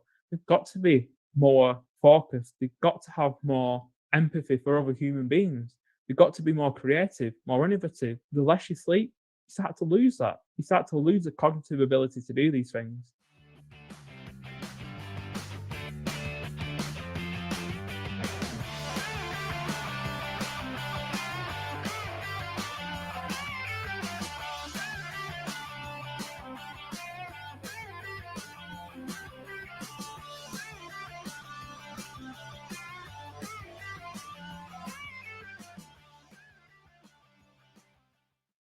So now we're all wondering what happened with you? What put you in that bed where you can only move one of your hands and manage the business from there? Yeah, so it was, unfortunately, I was just turned 29. My son was 18 months old. My wife was 6 months pregnant. I was in good health, good shape. I'd never been in hospital in my life. And all of a sudden, over the course of 5 days, my immune system attacked the connective tissue in my joints. And all of a sudden, My knees were the size of footballs. My wrist was locked in place, and my shoulder was up by my ear. And there was massive inflammation in my joints. And this happened so quickly. So over 5 days, I went from fully independent, fully mobile, doing whatever I wanted when I wanted, to being trapped in a hospital bed and stuck. And the initial shock of that, it was like, whoa, I can't even process because it's happened so quickly. And initially, I felt that despair and that frustration because my son was looking at me with his big eyes. He was only 18 months old, looking at me like, Daddy, why can't you play? And just seeing my wife coming after work, helping me shower, helping me do basic things. Again, I really struggled with that initially. All of a sudden, my physicality, my mobility, I'm young, I'm active. Like, what's going to happen? But all of a sudden, you get a lot of time to reflect again when you can't move. And in the second week, I was looking out from the hospital. They moved me higher up onto a longer term ward, looking out over the fields towards the village where I grew up as a child. And I looked across those fields and realized that I'd walked across those lots of times, but I'd never been grateful for walking until I lost it. And then it kind of dawned on me that I wasn't grateful to all the people in my life who were now helping me. And even more so, I grew up in the UK. You know, I've had free education, free healthcare. There's never been conflict here, no war, no environmental disaster, no famine. I've had freedom to set up a business, work in different industries, opportunities around every corner. Why should I be ungrateful? And I just decided I'm going to be proactive with my own health outcomes. I'm going to attack this disease as much as it's attacked me. I'm going to take ownership over my recovery. I'm going to do everything I can to get back on my feet. And it took me 11 months to walk again properly. But those 11 months were a real challenge for me to step into, a chance for me to really define that there was no boundaries and limits, only the ones that I would put on myself. And that kind of really allowed me to see that, well, if I can do this, then I can help other people. I can empower them to step through and hopefully to start to think about these things before something as serious happens to them as it has to me. So, what's the cause behind that? Why did it happen? Was it a miracle instance where your immune system suddenly just turned rogue, or is there something that triggered it? Yeah, they've tried and tested quite a lot, but what it seems is my immune system has almost become uncoded. So it's attacked a particular type of tissue in my joints. Effectively, it thinks it's foreign. So it's almost like rejecting it. And it attacked me over and over again. And it's particularly painful. But amazingly, I've been through a journey where initially I was on significant medication to control it that dampened my immune system so it didn't attack myself. But I've spent the last 5 years really working on my lifestyle, my nutrition, my sleep, my movement, my mindset, my kind of like resilient pain management. And again, in June, I actually come off that medication after 5 years of testing, experimenting, iterating with every aspect of my life, everything I consume, every action that I take, measured, tracked to find what energizes me, what can I tolerate, what drains me, what sets my inflammation off. And all of a sudden, you get amazing acuity to listen to your body and find what actually works when you spend every day tracking it and listening. And I suppose, again, that is something that I was given the time and the energy to do by having my own company. If I was working a typical 9 to 5 job, I wouldn't have the time and the energy to go and do that and explore myself. And all of a sudden, I'm able to hear if I'm feeling not particularly well, if I've had a bad night's sleep. I actually feel it rather than presume it. Suddenly, I'll listen to myself and you can hear a lot clearer. Well, that takes practice. It wasn't like that at the start, but after years and years of doing this, now I actually feel like I can feel when things are getting a little bit bad and take steps to try and challenge that. So yeah, I've been off my medication for 2 months now and I'm doing well. And that's amazing because that medication is cytotoxic, kills cells, your immune cells, so you don't attack yourself. And obviously, in the times that we're currently in, it's really not pleasant and not good medication to be taking. And yeah, it sounds like It's not a good medication. And for 5 years too. Wow, that's a long time. Congratulations, by the way. I just want to celebrate with you. That is a big deal. Now, Oh yeah, I mean, it was a big thing. It's a big thing for me, and that was like another big goal. After learning to walk again and getting back on my feet, it was like, right, what next? Because I want to try and get close to my potential. and you mentioned earlier about sleep, and the entire world actually lacks sleep. I'm a guy who tries my best, and usually, thank God, I'm an entrepreneur. I get 8 hours of sleep. There are extremely rare days when I don't, but those are super rare. Unfortunately, the rest of the world is not the same. They don't have the same luxury of having 8 hours of sleep, and I'm wondering, since this podcast, our main listeners are entrepreneurs, leaders, and managers, how often do you get asked as a coach about sleep, how to optimize sleep by these kinds of people, entrepreneurs, leaders, managers? Yeah, so I mean, it wasn't that long ago, Sean, that the question was, how can I sleep less and how can I get more done? The truth is, sleep can be optimized, but it's such a young science. We've only started really looking at sleep since the 1940s. That's 80 years. That's nothing in terms of the fact that, the ancient Greeks and Romans were exploring all sorts of scientific projects, 2,000 years ago. So we're at such an early stage. And yeah, when we were born, that kind of 80s generation, they were like, oh, you're a leader, you must sleep for 4 hours. You must be awake all the time. You must be proud that you don't sleep. And yeah, the science is starting to actually show that sleep massively impacts performance, it impacts interaction, it impacts your hormonal and emotional regulation. And actually, the massive and most important thing it does is it affects your attention, your concentration, and your focus. And when you're in a position where you lead people, you lead organizations, you lead businesses, you need to be able to control that attention and focus because you are guiding, you are effectively driving the train. And you don't want to be falling asleep when you're driving a train riding at 300 miles an hour. So it's that kind of understanding that actually people are starting to ask, how can I optimize my sleep? How much do I need? How can I make it better? How can I start to really look and understand my sleep a bit more? And it's becoming more and more of a question that's being asked. And really, I try and keep it simple because everyone has their own circadian rhythm. So you can't just say you get 8 hours, you go to bed at 10 o'clock, because it's not the same for everyone. People need to try and sink in. Again, some people can perform just as well on 7. There's a rare genetic mutation out there that means that 0.2% of people can act and perform at a really, really high level on 5 hours sleep. There's not many of them about, and it's unlikely to be you or me. And quite often, the people who do, they're almost of this opinion that, yeah, that's me.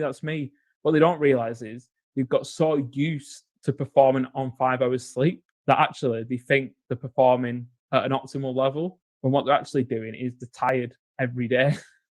And if they actually slept properly, they'd unlock a whole other area of, potential productivity, performance that they're not accessing. But again, if you look at the world, for the light bulb, we were sleeping 10 hours a night. And then all of a sudden, the TV come along, it's down to 8 hours.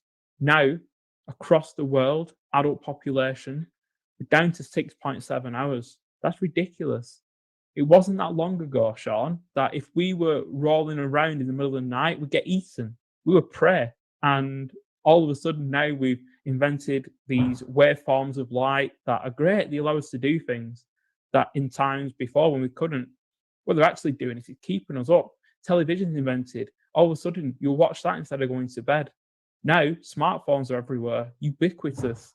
And people are there shining photon beams into their eyes before they go to sleep. And it's like they wonder why they're struggling. And it's like these things are designed to modify behavior. They're very, very cleverly designed. We all know that behind every screen you're looking at, there's 1,000 ambitious, talented engineers just trying to get it to work more effectively and exploit the fact that we've not changed. We are still that human being.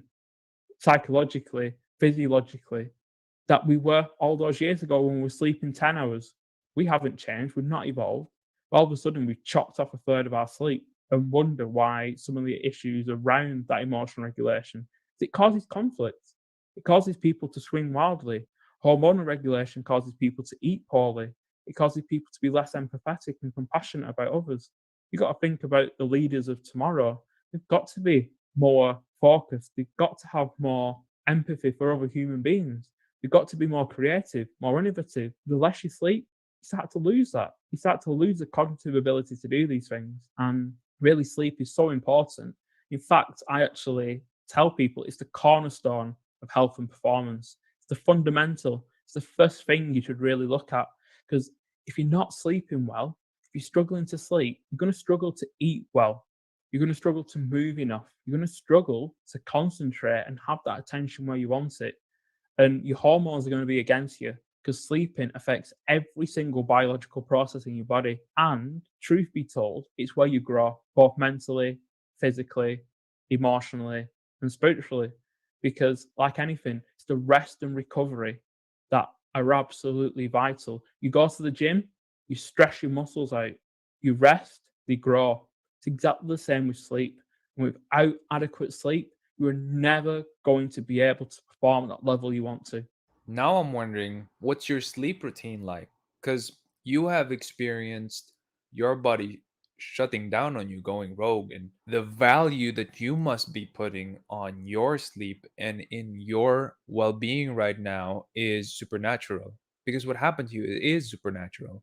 It is not, it doesn't happen to just about everyone. So I'm wondering, how does your sleep routine look like? Because we want to learn from you. Yeah, so my sleep routine, if anything, your sleep routine starts with your morning routine. So I wake up in the morning and I have an hour to myself to reflect. So I'll do a bit of meditation or maybe prayer or silence, depending on how I'm feeling. And then I'll listen to 10 minutes of a positive podcast. I think this one, absolutely perfect, Sean. Split it into 10-minute sections over a week, and bang, you'll get little insights every single day, something you can take and apply on your entrepreneurial journey. And today, a little bit of your health journey too. And then I do 10 minutes reading. I then do 10 minutes exercise. So I'll either walk around the block, get some sunlight in my eyes, or just do some body weight movements or a bit of yoga.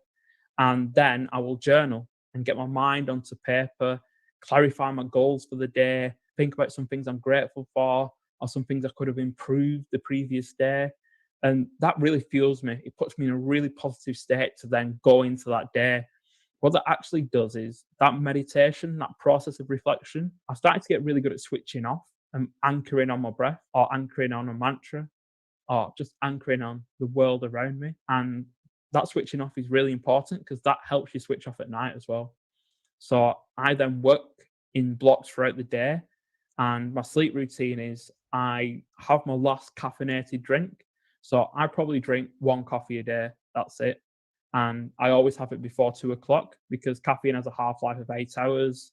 It affects you by ultimately caffeine goes into your adenosine receptors in your brain and effectively tricks your brain to think that you're not as tired as you are. Obviously, at some point, you then have to pay that back, but it does enhance your performance cognitively during that initial period, as long as you don't overuse it. With that, I have a digital sunset. So again, running a business, stuff's going on everywhere all the time. But in the evening, there comes a point, 9 o'clock, where I put all my devices, everything work related, on my desk, nice and tidy for the next day, and just remove myself. I speak to my wife. I go and have a cuddle with my children, and I just remove myself from that digital stimulation because we have so many inputs across the day. Thousands and thousands of things are fired at us. And again, if we kind of go back to, what we evolved as only a few hundred years ago, you barely had any inputs. Now we have more inputs in a day than they had in a whole lifetime. It's Right. crazy when you think about it. But yeah, all of a sudden, like for me, I've built in these things so I don't exercise too close to bedtime because it raises your core body temperature. And going to sleep, your core body temperature actually drops as you drop into that first cycle of sleep. I obviously don't smoke, so that's good because that is a stimulant and that keeps people awake. I don't drink alcohol near bedtime I don't drink much anyway. What it does is it disrupts your sleep cycles. So while some people think it helps them get to sleep, it actually reduces sleep quality. So if you're gonna do that, keep it, to 3 to 4 hours before bed and earlier, not right up close to bedtime. And then it's just utilizing that routine to switch off and just remove anything that's going to distract you. So my bedroom, it's dark, it's cool, it's mellow. There's nothing in there that reminds me of work or of things that feel stressful. And I always say to my clients, your bedroom should be for sleep and sex and maybe storing a few clothes. Because really, all of a sudden, we've got all this technology in our bedroom. Why? This is a room that needs to be serene. You need to be at peace here. You need to be able to sleep here effectively. And again, it's like a kind of routine. I've just got these curfews in place for things like blue light, for the digital sunset, for caffeine, for alcohol, for big meals. Again, we use so much energy for digestion. You want that energy cleaning your brain at bedtime, not working on digesting a big meal. So again, I say, have your last big meal, 3 to 4 hours before you go to bed. Otherwise, you won't be able to get the benefits of when we sleep, our spinal fluid gets pushed up through our spine and cleans our brains out, called the glymphatic flush. It doesn't happen if you've got a lot of energy expenditure elsewhere because it's incredibly energy intensive. So if we've not got any digestion going on, we've actually got the energy to clean the tau, the proteins, the waste products out of our brains. And we've only just come to realize this as we've looked at fMRIs and all of a sudden seeing people's brains, expanding and then decreasing in sleep and wondering what's going on there. And that just shows we're in such a young science, and there's 10 studies out every week around sleep and just looking and understanding and try and keep up to date with all these things. And it's a roller coaster. But yeah, it's just understanding that so many things affect sleep. Just start to do them further into the day. And again, I'm not going to tell people, don't do this. And some people got to the point where they can't sleep unless the television's on in the bedroom. And I'm not about to say get it out because they've got used to that. But it's about trying to look at what works for you, really trying to optimize all the things that you can and realizing that actually sleep is just so important. It's well worth the time investment to get your lab coat on and treat it as an experiment. I have my own sleep routine. So I got the coffee right, just 1 cup a day before 2 p.m. I did not get the digital detox right because I'm still on my computer screen up until 10, 11 p.m. So yeah, I have to change that one. Alcohol, I haven't been drinking for quite some time now, but well noted on the 3 to 4 hours before sleeping. That's very interesting. Also, I haven't been eating big meals. I don't know, like I was huge before the lockdown and before I started just losing. So since 2018 of December, I've lost 30 pounds already. Yeah, change of lifestyle. I ditched breakfast. So I didn't ditch it altogether. I did IF for a while and then I took my blood test. It wasn't good. So what I did was I changed my breakfast. Every morning I would take 2 cloves of garlic, just mince them and then chug it down with water, swallow it. After that, I take probiotics. That would be kimchi or yogurt. And then I take my vegetable juice. That's carrots, moringa, ginger. It's a mix of stuff and it's slimy. My wife hates it, but that's my breakfast every day, dude. That's what I do. And lunch and dinner, I eat pretty much anything, but my breakfast is always that healthy routine. And I said to myself, we eat 3 times a day. And if I'm gonna be sacrificing something, it's the first thing I'm putting into my body. And so I chose breakfast, and my blood results have been amazing in just a few months because of that routine. So I just wanted to share that here for those of you listening. It is super important for you, the entrepreneur, the leader, to take care of yourself. Because if you're down, people are just not going to know what to do.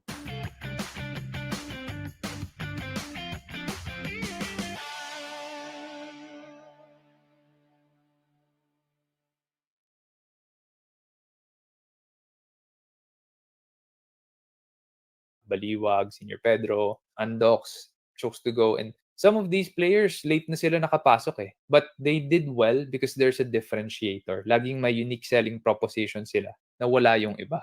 even if it's how you sell, like meron kang extra na ganito, bonus na ganyan, it's not the taste, but it's how you sell. Product differentiator pa rin yun. It's still a unique selling proposition.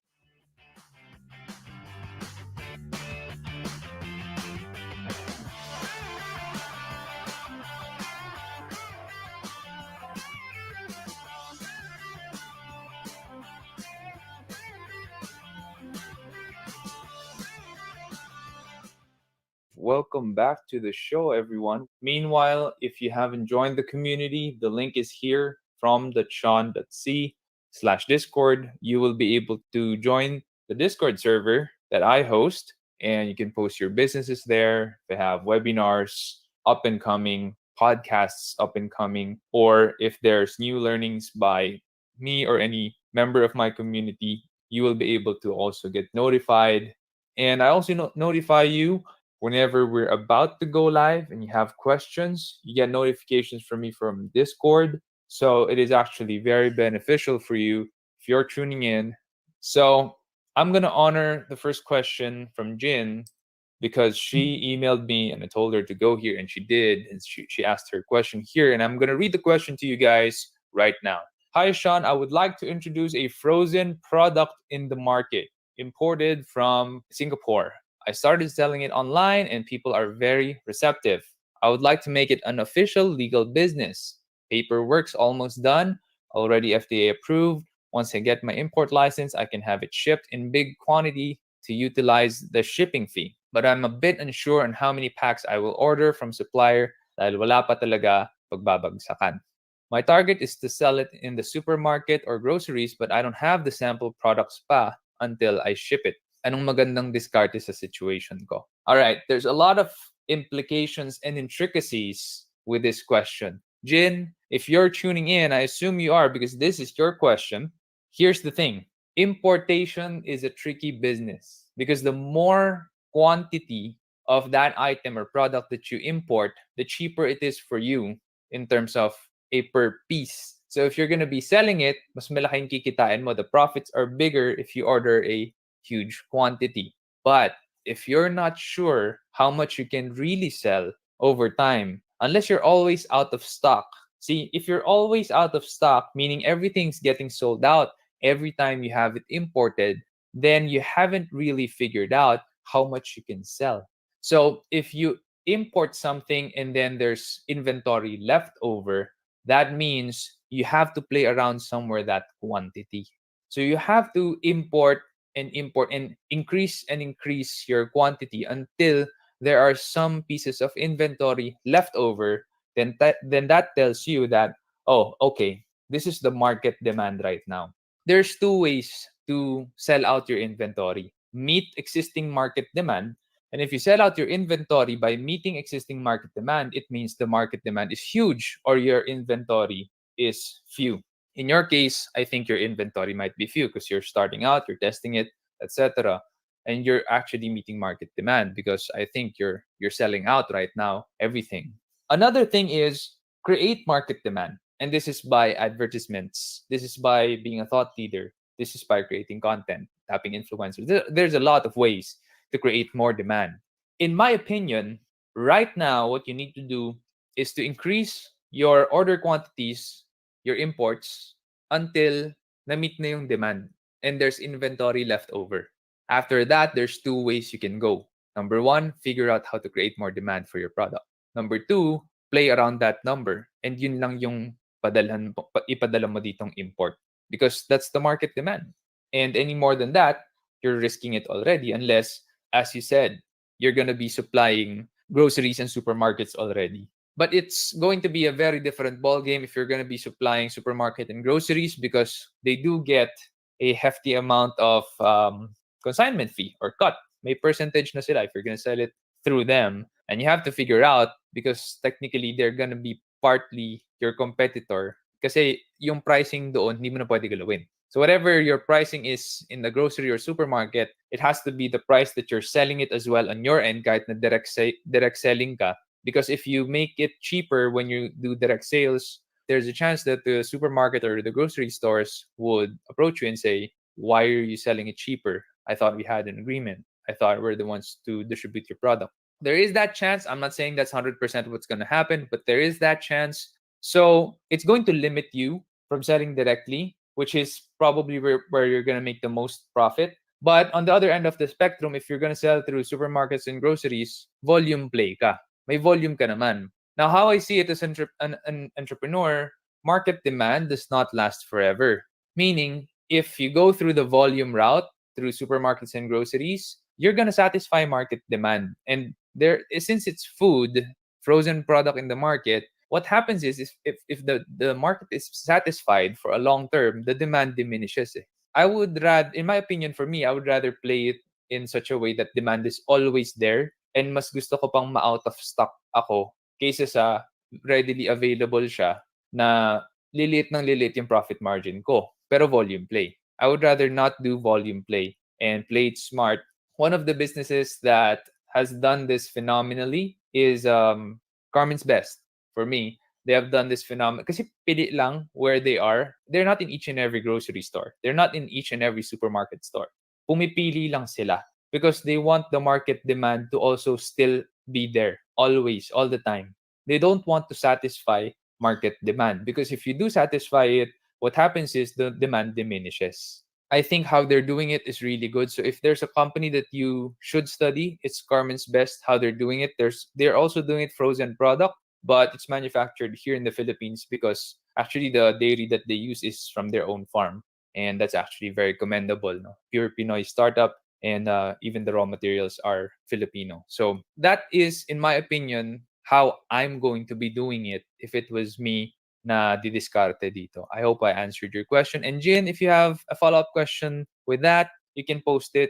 No problem. I will get to that pa rin. From Mad Mags, he says, I started a roasted chicken business 2 weeks ago. This is a physical store. Almost all who have tried our product says it was good naman. But until now, almost every day negative pa rin kami.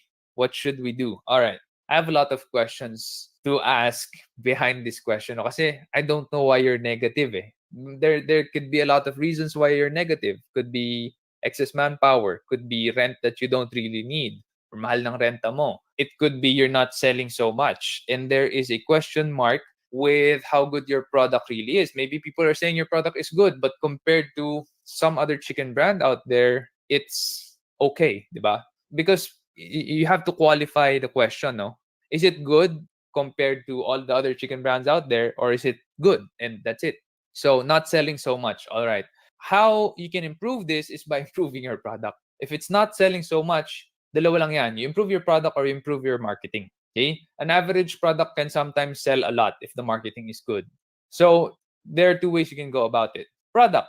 What can you improve about the product? I am not an expert when it comes to food and chicken. I love eating chicken, but I'm not an expert in chicken. I'm not sure how you can improve your product further, but there has to be something that differentiates it from the others.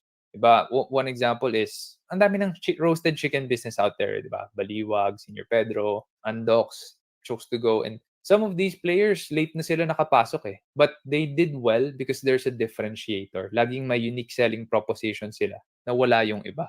Even if it's how you sell, like meron kang extra na ganito, bonus na ganyan, it's not the taste, but it's how you sell. Product differentiator pa rin yun. It's still a unique selling proposition. Another way you can go about it is marketing. How much are you marketing your product? Are you posting on social media? A lot of people are on social media right now. A lot of people are posting, taking really good photos. Actually, if you're in the food business, what you need to do is make people on social media hungry. That's it. Kailangan nila makita yung food mo na sobrang sarap, tapos magugutom sila, mag-i-inquire yan. They might not order yet, maybe not on the first time, maybe not on the second time, but maybe on the third time they'll place an order. Who knows? But if your food is not in people's faces on social media, hindi ka nila maalala. Hindi ka nila kukontakin. There's really no way that people are going to get in touch with you and place an order. That's the other way to go about it. In my opinion, the marketing has to be done. Marketing has to be done. Even if sabihin mo sa akin, Sean, saturated na, ang dami nang nagpo-post ng food sa social media, ang dami nang nagpo-post ng cloud kitchen stuff, but it works. That's why they're doing that. And if you're not doing that, you're missing out and you're leaving money on the table. Sayang yung kikitain mo sana. So can you do both? Yes. Improve your product and USP and then market that on social media. That's definitely going to work. So you have to figure this out, because if you're not selling so much, but people are saying your product is good, there is something they're not telling you, and you have to figure that out. One way that you can is not by asking them, is the food good, but by asking them, if you didn't know the product or you didn't know me, would you still buy this product? Would you still buy my food? Or would you refer this food, this roasted chicken, to a friend or to a family? And if you would refer it, how strongly would you recommend it from a scale of 1 to 10? And so you know if they're going to promote the product about word of mouth. Word of mouth marketing is still the best form of marketing. What you would want to know is, how strongly are they going to promote your product to friends and family? That's a question I'd probably ask now. Not about how good is the food, but more of, how strongly would you promote this roasted chicken to your friends and family? If they answer a 9 or a 10, fantastic. You're quite sure that they're going to promote it. If they answer a 7 or an 8, probably not. They're probably neutral. If they answer 6 or less, they have something wrong with your product that they're not telling you. We call these people detractors. Okay? 6 or below yung sagot nila, we call them detractors. There's something wrong with your food, your product, or your service, the way you serve your roasted chicken, and they're not telling you that.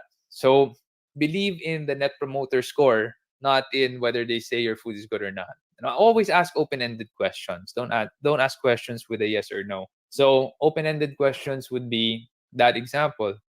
You answered 9 or 10. Why?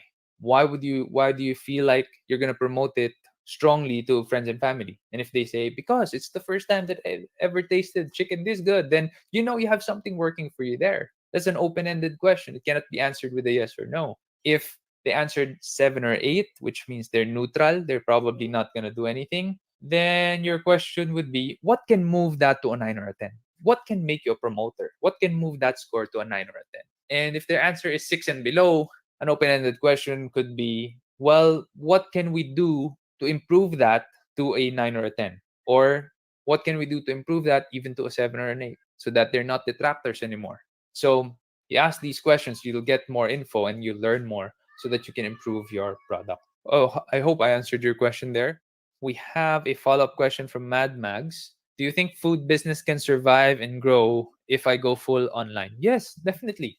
Especially now. Again, I think this new normal that we are in is gonna go all the way till, realistically speaking, in my opinion, 2022. So, mga 2 years pa tayong ganito, and if mga 2 years pa tayong ganito here, at least here in the Philippines, then going full online with your food business, it's gonna work. Actually, I think it would work better than having your food stall business, having a physical store, because you're gonna pay rent pa and stuff. So just do it all online. You can't really say na, pero Sean, ang saturated na eh. It's saturated because it works eh. That's why people are doing it.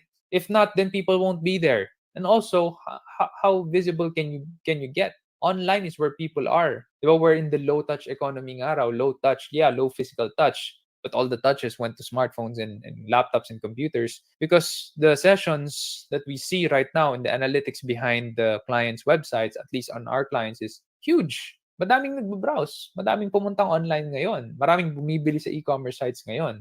A lot more than when it was, when things were normal back then. So definitely that is something that I recommend. Have an online strategy. Maybe start with the Facebook page, start with the free stuff, right? Don't spend too much money going online, especially if you don't really know what you're doing yet and you're testing things out. Don't spend too much money. Just be frugal about it. I'm not saying be cheap, but be frugal, be wise in how you spend. Kung kailangan mo talagang gumastos because it's gonna make money for you, then by all means, spend there. But don't be cheap. Wag mong kuriputin yung business mo or yung suppliers mo.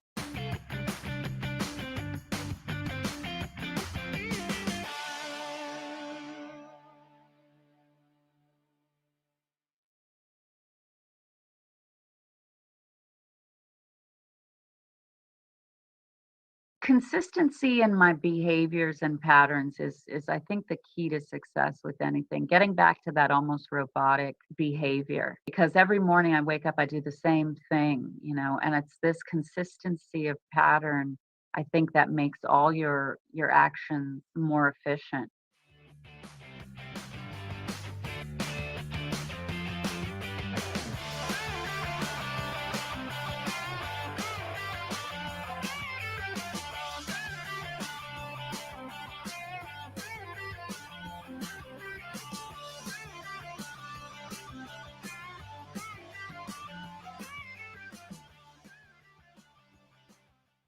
I was just meeting disappointment and running into walls at every turn.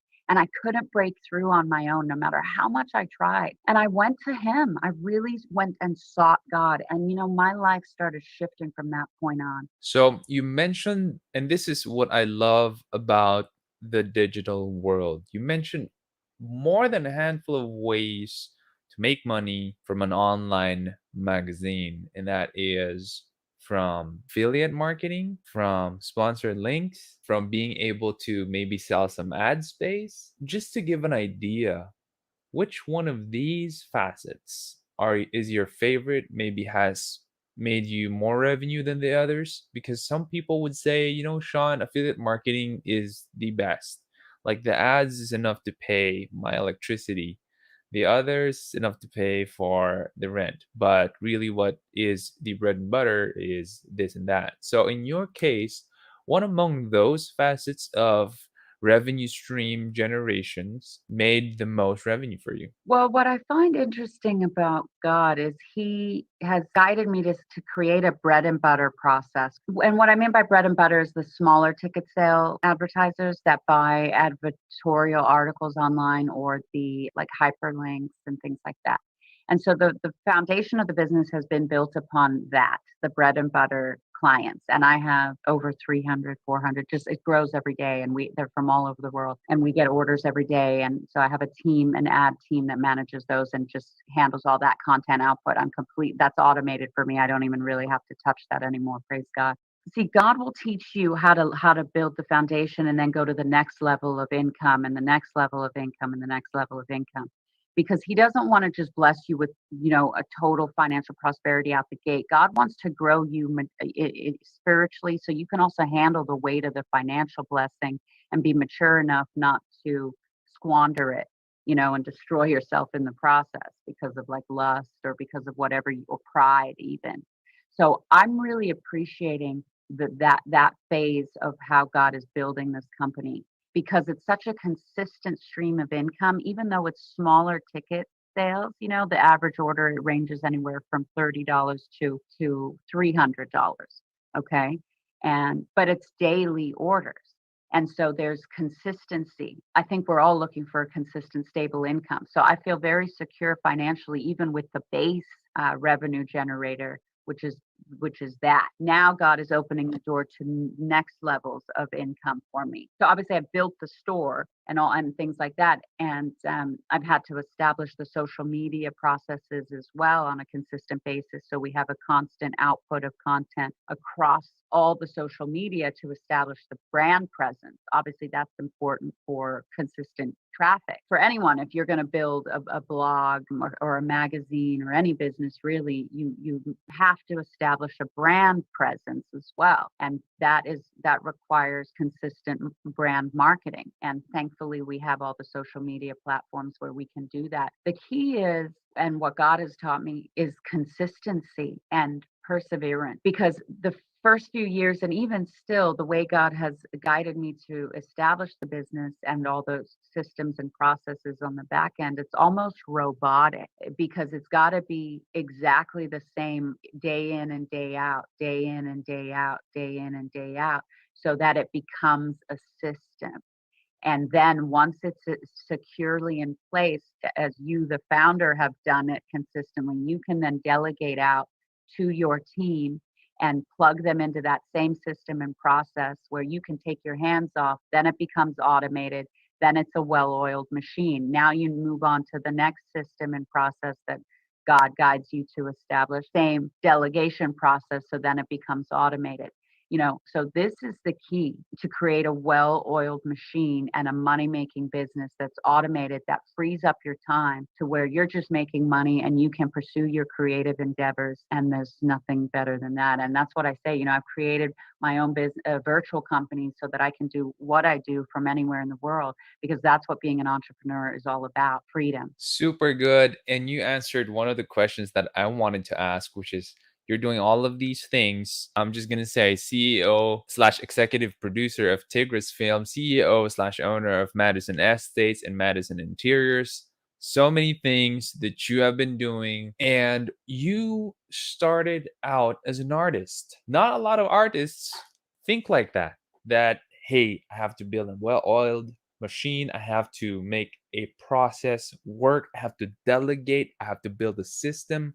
I wonder, what was that point in the 8 years that you have built Beverly Hills Magazine to founding more of, so now you're a serial entrepreneur, you've founded more stuff and you're doing that, and I'm super duper happy that you're able to do what you love. I wonder, where in that journey did you learn the importance of delegation and building systems? And how did you learn it? So remember, my first two magazines failed, but I don't believe in failure anymore. I believe actually every experience we have is a necessary learning experience that is preparing us for the next door of opportunity God intends to open. If those two businesses had succeeded in any level, I wouldn't have had the desire or ambition to start this magazine, right? So I'm glad they didn't work out. But I say that because I learned what I needed to know then to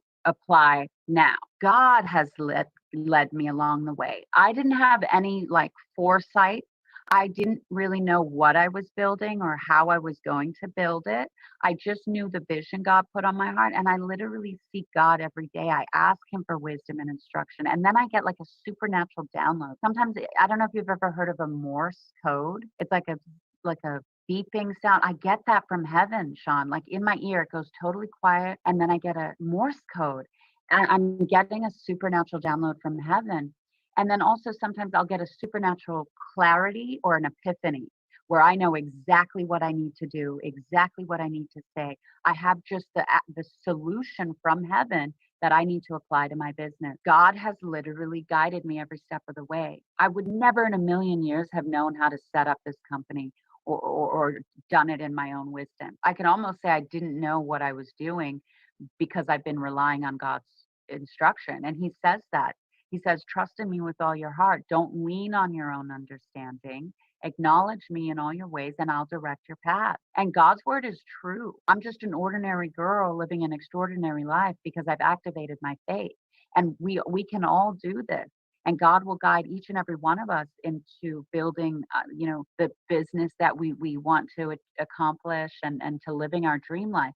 I say there's free will and God's will, and God's will for you is your dream life. And I've written a book called 7 Oracles of Success, where I outline the 7 spiritual secrets of success that I've learned that God has taught me to apply to my life, to walk in the supernatural realm of God, to manifest my dream life, which is his will for me, that is available to us all. So, you can get the book, and I also have a webinar available where I teach those principles. And I've also launched a 4-week coaching program, the Dream Life, Live Your Dream Life program, where you can go to a whole new level of spiritual understanding so that you can manifest the spiritual into the material and live your dream life too. I actually have a question about that, but I'm not going to preempt it.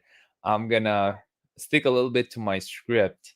And but I am excited to ask you that question. I'm going to rewind a little bit and ask you, and I know I asked this before we hit the recording button, but I'm going to rewind there. You started this magazine, which is magazine for, and I'm mirroring you here, the rich and famous. And you are so outspoken about your faith, and I love that about you, that I could just see the actors in you. And whenever, like, you are so pronounced in what you want to say, what you want to bring about in your faith. And I'm sure people around you have seen that, family, friends, relatives. Now, how do you reconcile them thinking that, Jacqueline has so much faith, she's super close to God, there are so many things that she attributes to God in her life, but her magazines for the rich and famous, there's something that I can reconcile about that. And I'm sure there are some people who may be naysayers. There are some people who may be, I could go so far as to say maybe haters. I'm sure you've had that. If you're doing something that is life-changing, you would have them. In your case, I'm sure you have them, but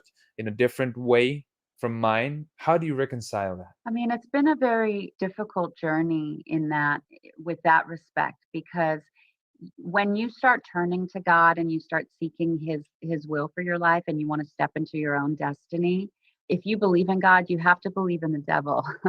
So there's going to be forces of opposition that are going to be waged against you to try and stop you and block you. Because when you step into God's will for your life and your destiny, God's also going to align you with your purpose.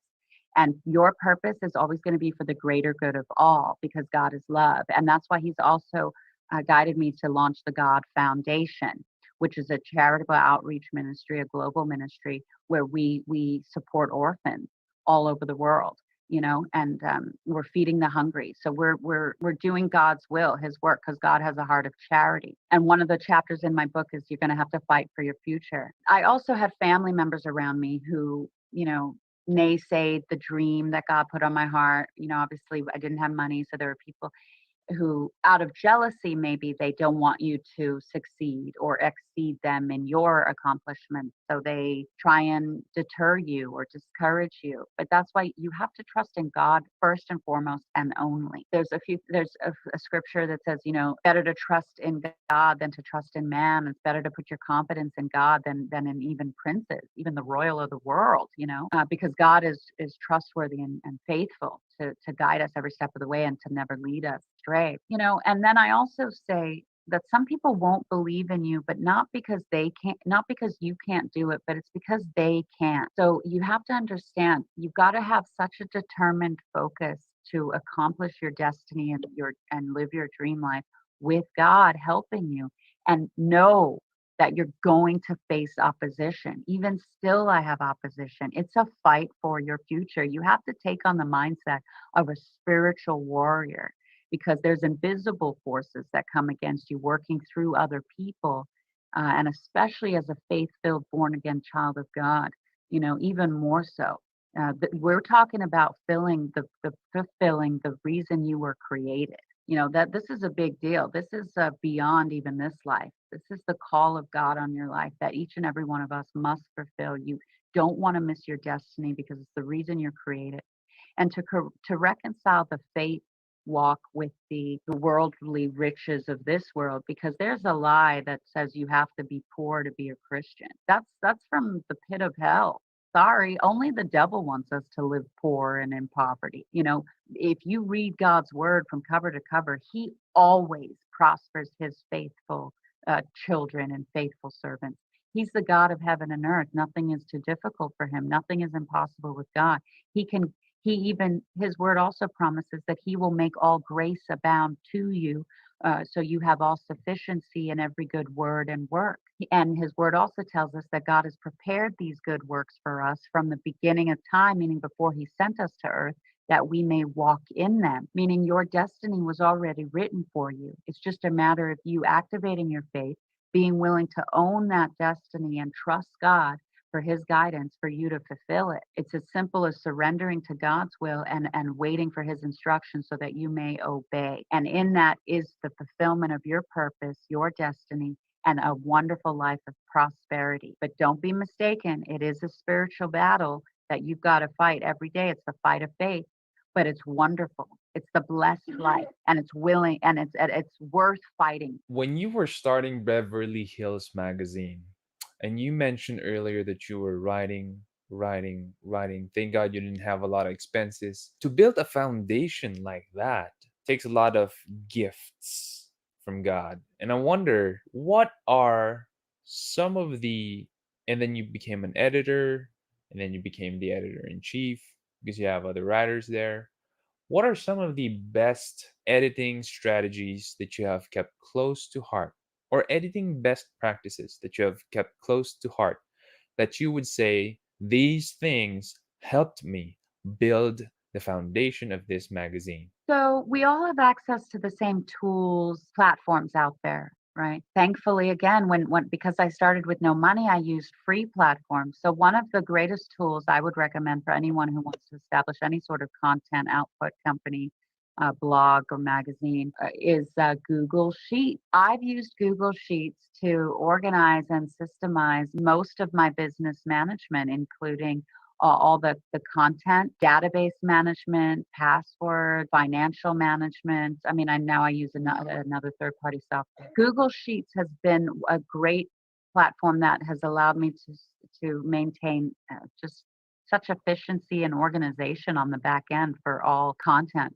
and database management, and it's so simple. And then in terms of the magazine editing, and consistency in my behaviors and patterns is I think the key to success with anything. Getting back to that almost robotic behavior, because every morning I wake up, I do the same thing, and it's this consistency of pattern, I think, that makes all your actions more efficient, whatever it is, in any business. That I think is the thing that I hold closest to me, and that God has taught me the most, because I had to do it for years and years to build the foundation. And that's the other thing. You got to know that, great things take time to build. You're not going to just do it overnight or even in weeks. It may take years to really build it, but know that what you're building you're building a foundation for your future. So be willing to give the time. So I would definitely, the other thing is being very present and conscious. And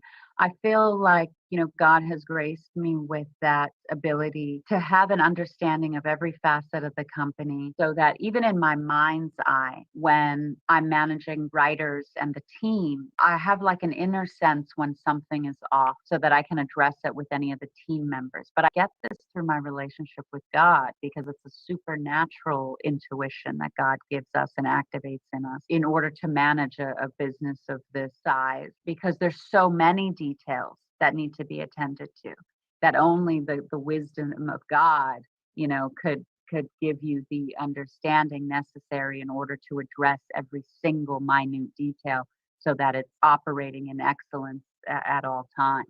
Because you can't overlook anything. You absolutely have to be present and keeping your finger on the pulse of every part of the business if it's to succeed. And that comes from the grace of God. I can't take any glory. I say this is God's company. He's just allowed me to manage it while I'm here. And that is one of the traits that make you exceptional with what you do. And that is actually one of the reasons why I believe God has blessed you with so much, because you've taken yourself out of the equation and realized that everything comes from Him, which, is the reality of things. We're just disillusioned that it's because of us, that this happened and that happened. But in reality, everything comes from Him. Well, you see, this is also one of the chapters in the book, and it's the last chapter is humility, the importance of humility. And I say humility unlocks all doors, because God resists the proud, but He gives grace to the humble. And when we can posture ourselves in true humility, and knowing that we need God, and we can't do anything really worthy without Him, He will grace us to accomplish, some of the greatest things that are possible in this world. But in man's own pride, and the way I say the devil's kind of structured this world, is that, we have to make it happen and hustle, and we do it in our own strength and power, and in many cases do it in an underhanded or unethical way. But God leads us in paths of righteousness for His name's sake. So He will also lead you to do things the right way. No lying, no cheating, no stealing, none of that. No manipulation necessary.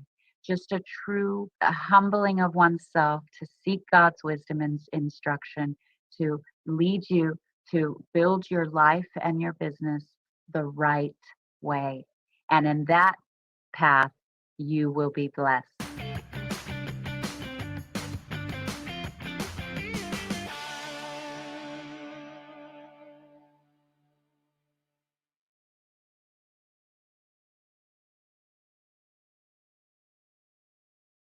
I've relinquished my own free will, and I have surrendered to God's will, because God's will for each and every one of us is our dream life. His plan and purpose for each and every one of us is to prosper us and to align us with our purpose. It takes a tremendous amount of humility to actually surrender.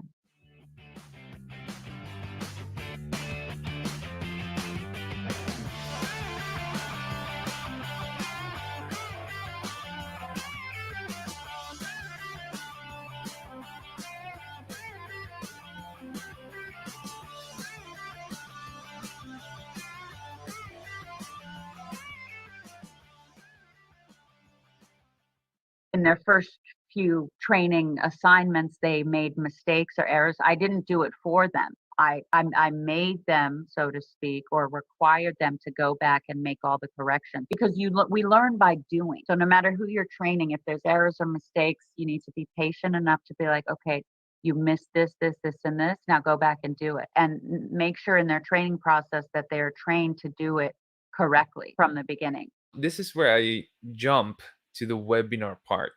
So I saw your webinar. This is a webinar where you say you guarantee the success of your attendees, which I think is a bold statement, but makes it super interesting. From acting to editing to teaching people to succeed, what's the story behind that? Again, this is all God's will for me. Sean, I never in a million years dreamed I would become a spiritual success coach and build or own Beverly Hills Magazine. Are you kidding? All of these things are just my dreams come true. And that's why I can even take on what God has called me to do, which is to teach others how to live their dream life too. My life is guided by God. He has been showing me and leading me to do all these things. And I just trust him that he has put the right gifts and talents, the wisdom and knowledge in me that I need in order to be who he's created me to be. You know, that is true success, is becoming who God created you to be. And that's actually what I discussed in the book from the get-go, is the true definition of success. And I do boldly say that I guarantee your success, is because I have learned and applied the 7 oracles of success that I've written in my book to step into my own destiny in my relationship with God, to start moving in my divine purpose and manifesting my dream life. And I'm still just getting started. I have future dreams that God has put in my heart and activated within me that he has given me full assurance are going to manifest. If I stay in this place of faith and I stay on this path, this narrow path with him, seeking his guidance and instruction every step of the way, my greatest desires are going to be fulfilled. I'm talking about producing franchise box office films and sci-fi action adventure movies, and starring in and producing television shows and feature films, all these things that seem so impossible. I know that they're all going to come true, because I know that I'm not going to do it by my own wisdom, but God's going to do it for me, because his word says he performs all things for us. That's why. It's because I've learned and applied them. I'm living proof that what I'm teaching you is true, and that if you faithfully and sincerely apply the 7 oracles of success, you too can step into your destiny and live your dream life. This opportunity is available to us all. And that is so cool. And that's why I'm so excited. And I just want to teach everybody. But again, you know, Jesus is the only teacher. I'm just a student of his teachings, but I'm doing what he's called me to do, and just following his leading. I encourage you all to. I really just pray for all of us that we all use our gifts and talents and manifest our dream lives with God. God's got a bad rap. You know, he's good, and his plan for each and every one of us is so wonderful. If people knew how good God really is, and that he wants to prosper each and every one of us, people would be running to his arms. And that's what I hope happens. Now, let's take one of your modules from your webinar, how to discover your life purpose. And I want to highlight this module because that is something that is very commonly asked by a lot of people. If you were to give an introduction to this, just a short intro summary on how one discovers his or her life purpose, can you share that with us? Absolutely. We are all created and born with a divine purpose, and that is the mission or the reason God created us and sent us to earth. And it's the thing that we are called to fulfill while we are on earth. And I believe we all hope to discover our purpose and to live that purpose. The only way we can come to a knowledge of our purpose, divine call on our life, is through our relationship with our Creator, through God, through the Lord Jesus Christ. He created everything. He's the God of heaven and earth. He was the God who incarnated into flesh, the form of man, Jesus Christ, who died and rose again and who lives forevermore. And he will reveal your purpose to you, and he will guide you every step of your life. When you get baptized and born again, you get the indwelling of the Holy Spirit, and God will guide you from within. You'll have supernatural revelation, supernatural experiences that signs, wonders, and miracles will guide you along your spiritual journey to fulfill the physical purpose of your life on earth, which is a very short and temporary experience, but it serves an eternal spiritual purpose. And when you are reconciled back to God through your baptism and through repentance and baptism, and you get born again, because being born again is basically the birth of your spirit as a child of God. And in that, you are reconciled back to God, where now you can walk in communication with God and in communion with God. So you can actually hear God's voice. And is God's intention for us all, is to dwell with us and in us through his spirit, through his Holy Spirit. So our spirits are born again, activated. So we live with God. We walk with God our whole life. One of my other books is called My Walk with the Lord, which are 365 daily oracles, which are actual messages from God. So that'll also help you stay plugged into God's heart to hear from him directly every day, separate from your own prayer time and hearing from him from within. That is long answer short is God will reveal it to you. So it does require your cultivating your personal relationship with him, listening and hearing his voice through a strong prayer life every day, making your Amazing. prayer life a priority. Yeah, it's really Mhm. wonderful. I agree with you 100%. Prayer life and reading God's word every day, the most important thing you can do in your day. What would be your best advice to those entrepreneurs out there today that are struggling because the effects of the pandemic in our economies, it's real and it has devastated some entrepreneurs. You're an entrepreneur through and through. You've been doing it 8 years now and you've started up some other businesses. What would be your biggest advice to them? And lastly, please do share with us where people can find you. My best advice and most sincere advice is really what I've done. And that is I've relinquished my own free will and I have surrendered to God's will, because God's will for each and every one of us is our dream life. His plan and purpose for each and every one of us is to prosper us and to align us with our purpose. It takes a tremendous amount of humility to actually surrender. We don't realize it, but we have so much pride within us that we feel like we have to make it happen and be self-made and take on the world and we can do it and yada yada. That's not where it's at, my friends. Your greatest achievement, the highest fulfillment of your heart's desires is found in surrender to God's guidance and instruction and his will through cultivating a prayer life and to seeking him every day. Even if you have now is the perfect time. If you have no money, you have no doors of opportunity open to you, seek God. Spend your days reading his word. Spend your days in prayer. He will come and meet you in that place of setback, of poverty, of brokenness, of disappointment. He will meet you right where you're at, and he will start supernaturally guiding your life. And he will help you to rebuild your life from the ground. Don't try to do it yourself. Do it with God. He will help you co-create with him in his wisdom and his instruction. And I'm telling you, your mind will be blown.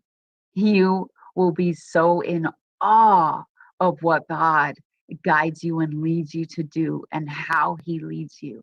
And you will just fall more in love with him because he is so wonderful and so good and he loves you so much. And in this place of love with God, you will step into your destiny. You will align with your purpose and he will put you on a path of prosperity and you will manifest your dream life with him. And that is my advice for each and every one of us. And I promise you, if you do this from my mouth to God's ears, your success is guaranteed. And in Jesus' name, I say that and amen. God is my witness. I tell you the truth, the whole truth, and nothing but the truth. So help me God. Amen. And I'm praying for you because I'm telling you, it is so exciting and it's such a wonderful journey. So go for it. Believe in your dreams because with God, all things are possible. This is actually an amazing podcast recording. And Jacqueline, I want to thank you so much. And before we wrap this up, I want to ask you, because people are going to be asking, where can they find you? Are you on which social media platforms are you at? That's right. So I'm pretty much on all of them, but you want to go to my website, Jacqueline Madison, JacquelineMaddison.com. You can access the magazine if you want to subscribe to the digital print or the television show. You can access any of my books. I have 4 books. I actually have 4 of my own written books available. And then also the webinar and the coaching program.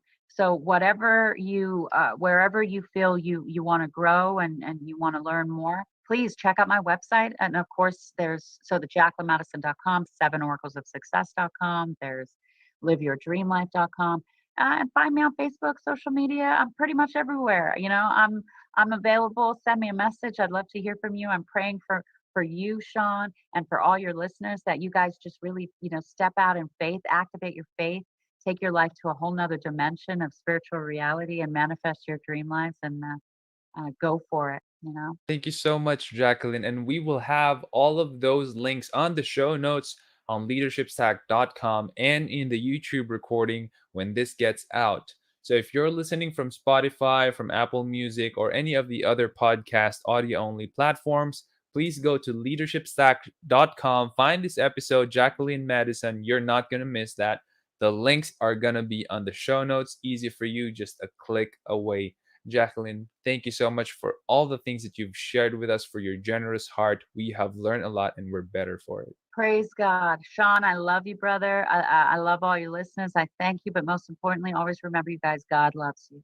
He's with you and he's got a good plan for you. Thanks again.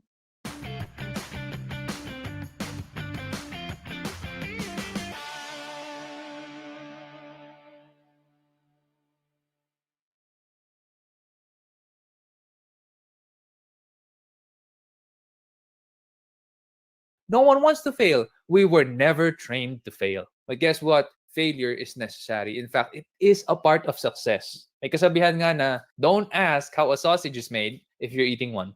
So don't ask me how to get to that success, whatever success means for you in your head. Don't ask me how to get to it, because the answer is a lot of failure goes into success. And that's the truth. You have to learn to fail and fail forward.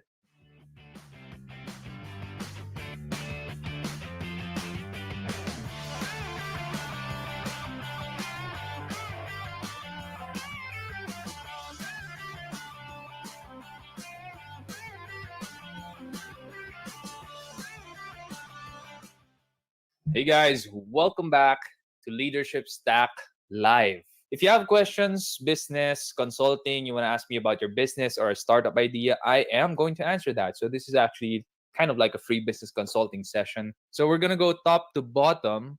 First is from Mr. RJ Legaspi. What is the right mindset for success and failure in starting up a company? First off, success is relative for each individual.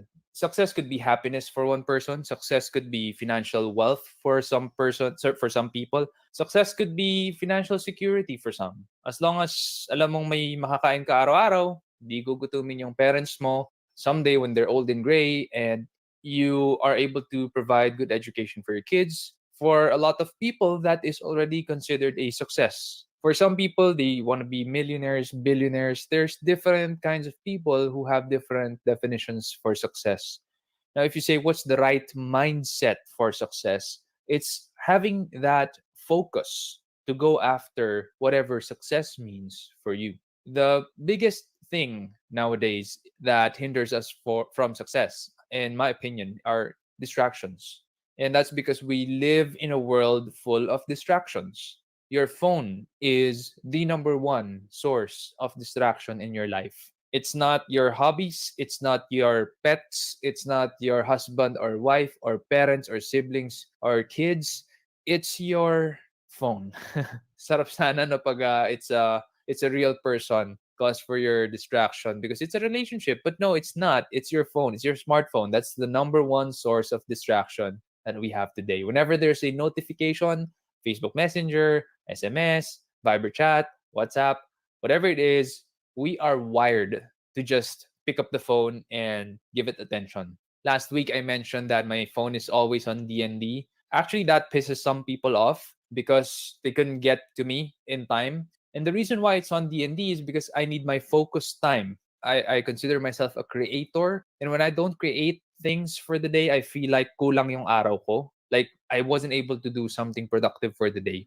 When you create, you need focus. You can't be distracted. Your phone cannot be ringing and you answering the phone all the time. Creation requires deep work, and deep work happens within the first hour of focus. You have to be focused for 1 hour before you actually create something deeply. Okay, that's from the book Deep Work by Cal Newport. I do recommend that book. If you want to read it, get it. I read the real book. I was fortunate enough to buy it pre-pandemic and finished the entire thing. Brilliant guy, brilliant book. I do recommend that book for you. So for me, success is having focus. Really taking off everything that's distracting you, that's hindering you. It could be your phone. It most probably is your phone. So you have to maybe uninstall some apps, maybe turn it into do not disturb mode, like what I do 24/7. It's on DND, not even on vibrate. And that's because we're wired to just get our phone whenever there's a notification or a vibration.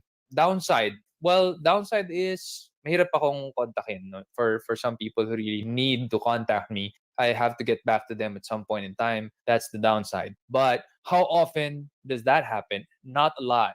Really, extremely rarely does that happen. And plus, I can always get back to the person. That is something that I think you should have as a mindset. Just being relentless, being determined, just eliminating all the distractions in your life.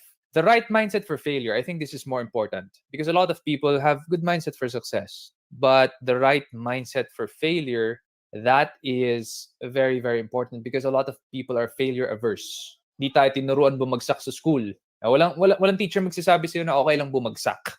Zero. No professor, no teacher will tell you okay lang bumagsak. And that's because you pay for tuition fee. And that's because you're going to repeat it if you fail. So people are failure averse.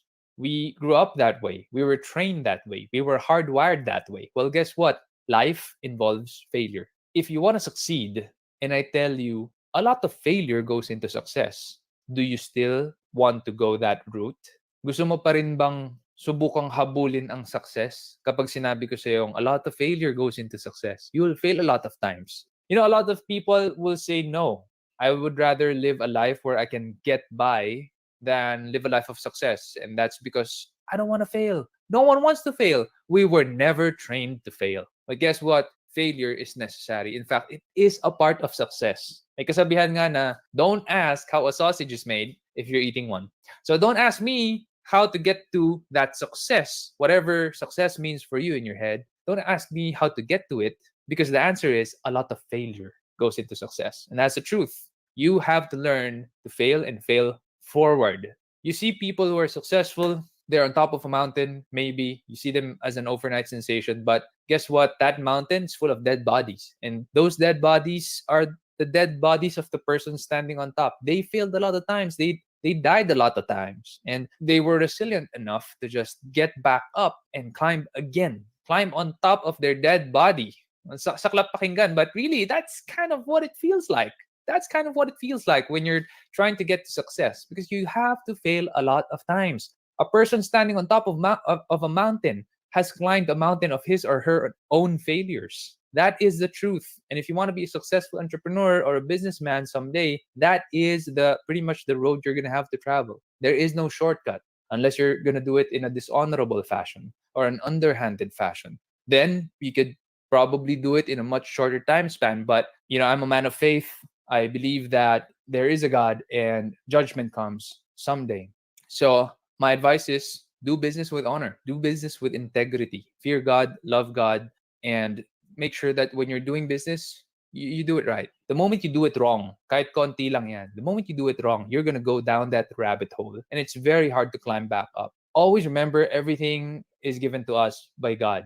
And if you're not a good steward, meaning you don't take care of the stuff that's entrusted to you by God, nandadaya ka, you cheat, or you do under the table, it's going to come back to you, right? God's going to come back and we're going to get what's coming to us. That is what I believe. From Cedric Choa, thanks for tuning in. Question is, can you share with us your fair share of moments of failure?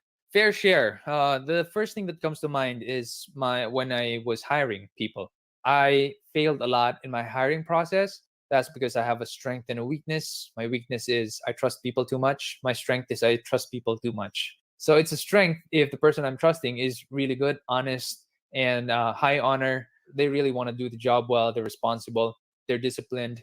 It is a strength because we will work really well together. But it is a weakness if the person that I'm trusting is the wrong kind of person, is dishonest, leaks out, gossips, and is not responsible for the work that he or she has to do, then I get a lot of damage. And unfortunately, early on in SEO Hackers time, I hired a lot of wrong people and I trusted them completely. So that was a huge mistake on my end, huge moments of failure. It was a disaster. The slander against me and SEO Hacker would go all the way to universities that really has nothing to do with me and has nothing to do with my company. So ganun na siya kalala, no? Umabot na sa kung saan-saan. I have no idea why they would do that. As far as I'm concerned, and as far as my memory is concerned, I have never wronged these people, but they must just be the wrong kind of people that I hired. And it was wrong for me to trust them too much with information that I shouldn't have trusted them with. That was definitely a huge moment of failure for me. Other moments of failures would be probably when I call people out in public. So that is a weakness of mine, and that is because I'm an extremely high D in the DISC spectrum, a very dominant person, always asking when can this be done? When's that going to be done? Why didn't you finish it on time? Why did this happen to this project? So I'm very task oriented. My empathy is not extremely strong. Well, it's not strong at all, actually, because I'm more of a say it like how it is guy. And I'm very frank, very truthful. Sometimes people don't like to hear the truth if you don't say it right. So I tend to not say it right. I tend to call people out in public. That is a very big mistake. And I do regret, honestly regret, those times that I did that because it's wrong and you lose people's loyalty that way. So if I had to do it all over again, I would do it one on one, privately, or in a close circle of trust. At least we all know each other, we're honest with each other, and it's fine for us to call each other on our blind spots. So from Mark Davis, what's your biggest mistake in your business? I would say the same is the hiring process. It's a common mistake. It's not uncommon for entrepreneurs, especially first-time entrepreneurs like myself, to have a sucky hiring process where my hiring process was like this. Oh, I need someone in this position. So I'm going to search in Facebook and post it there. And then people would apply. I interview them, one seating, and then I say, you got the job. And guess what? They burned the job down. And what makes it even worse is I need to fix that and do the job myself. So it doesn't make sense that I have to get them and pay them to do it and they burn it down. And I would have to do it anyway. And then they go around gossiping and slandering the company and me. So it is a big mistake. And how you solve that, take time. Take time in your hiring process. Right now, our hiring process is a lot longer than what it used to. So we have a 6-step hiring process. A lot of our applicants actually tell us that it's too long or it's the longest hiring process that they've ever had. But here's the thing. We get the best people out of that hiring process. And I'm not the only one saying that because I'm now working with the Exicom or board members. And they say that we really get good people now compared to when I was the only one hiring. So yeah, that's the biggest mistake. Patrick Miguel, what's the one thing you consider your greatest failure that led to your success? Well, I failed 28 units in college and LaSalle wanted to kick me out because of my failures. That's a lot of failures, by the way. And those failures are because of cutting classes and because of my absences, because I got so addicted to data. And those failures led me to my last 2,000 pesos in the bank and in my pocket. As painful as it is, I wasn't always a personal finance management guru or thought leader. I really wasn't. I was broke. And I guess that failure led me to humble myself before God. And I told him, I just want to start a blog for you because my passion is writing. And I started the God and You blog. And if you haven't heard the story yet, the God and You blog was where I wrote about my faith, but no one was reading my stuff. So I searched in Google, how do you increase your readers and subscribers? And SEO kept popping up. So I studied SEO. And when I learned SEO, I applied it to the blog. Readers started coming in and my traffic went up. And I realized maybe some people need to learn this and they need it as a service. So I started the SEO Hacker blog. And that blog, I just wrote all my strategies, tactics there. People started reading it. Then people started to hire me. And I started as a freelancer, really, a one-man team. But because the projects kept coming in, I had to hire more people, finally rent an office, and we grew and grew and grew from there. But it really stemmed from, I guess, my failure in college. 28 units of failure brought me down to my knees. My last 2,000 pesos, I gave it up to God. See, God will use your weakness and God will bless a lot of people with it, like what I'm sharing with you now. Imagine that kind of failure leading to me sharing what I know with you guys. All of the stuff that I'm telling you now, I hope it's helpful to you. I hope that it's valuable to you. And I cannot be doing this if I didn't go through that kind of failure.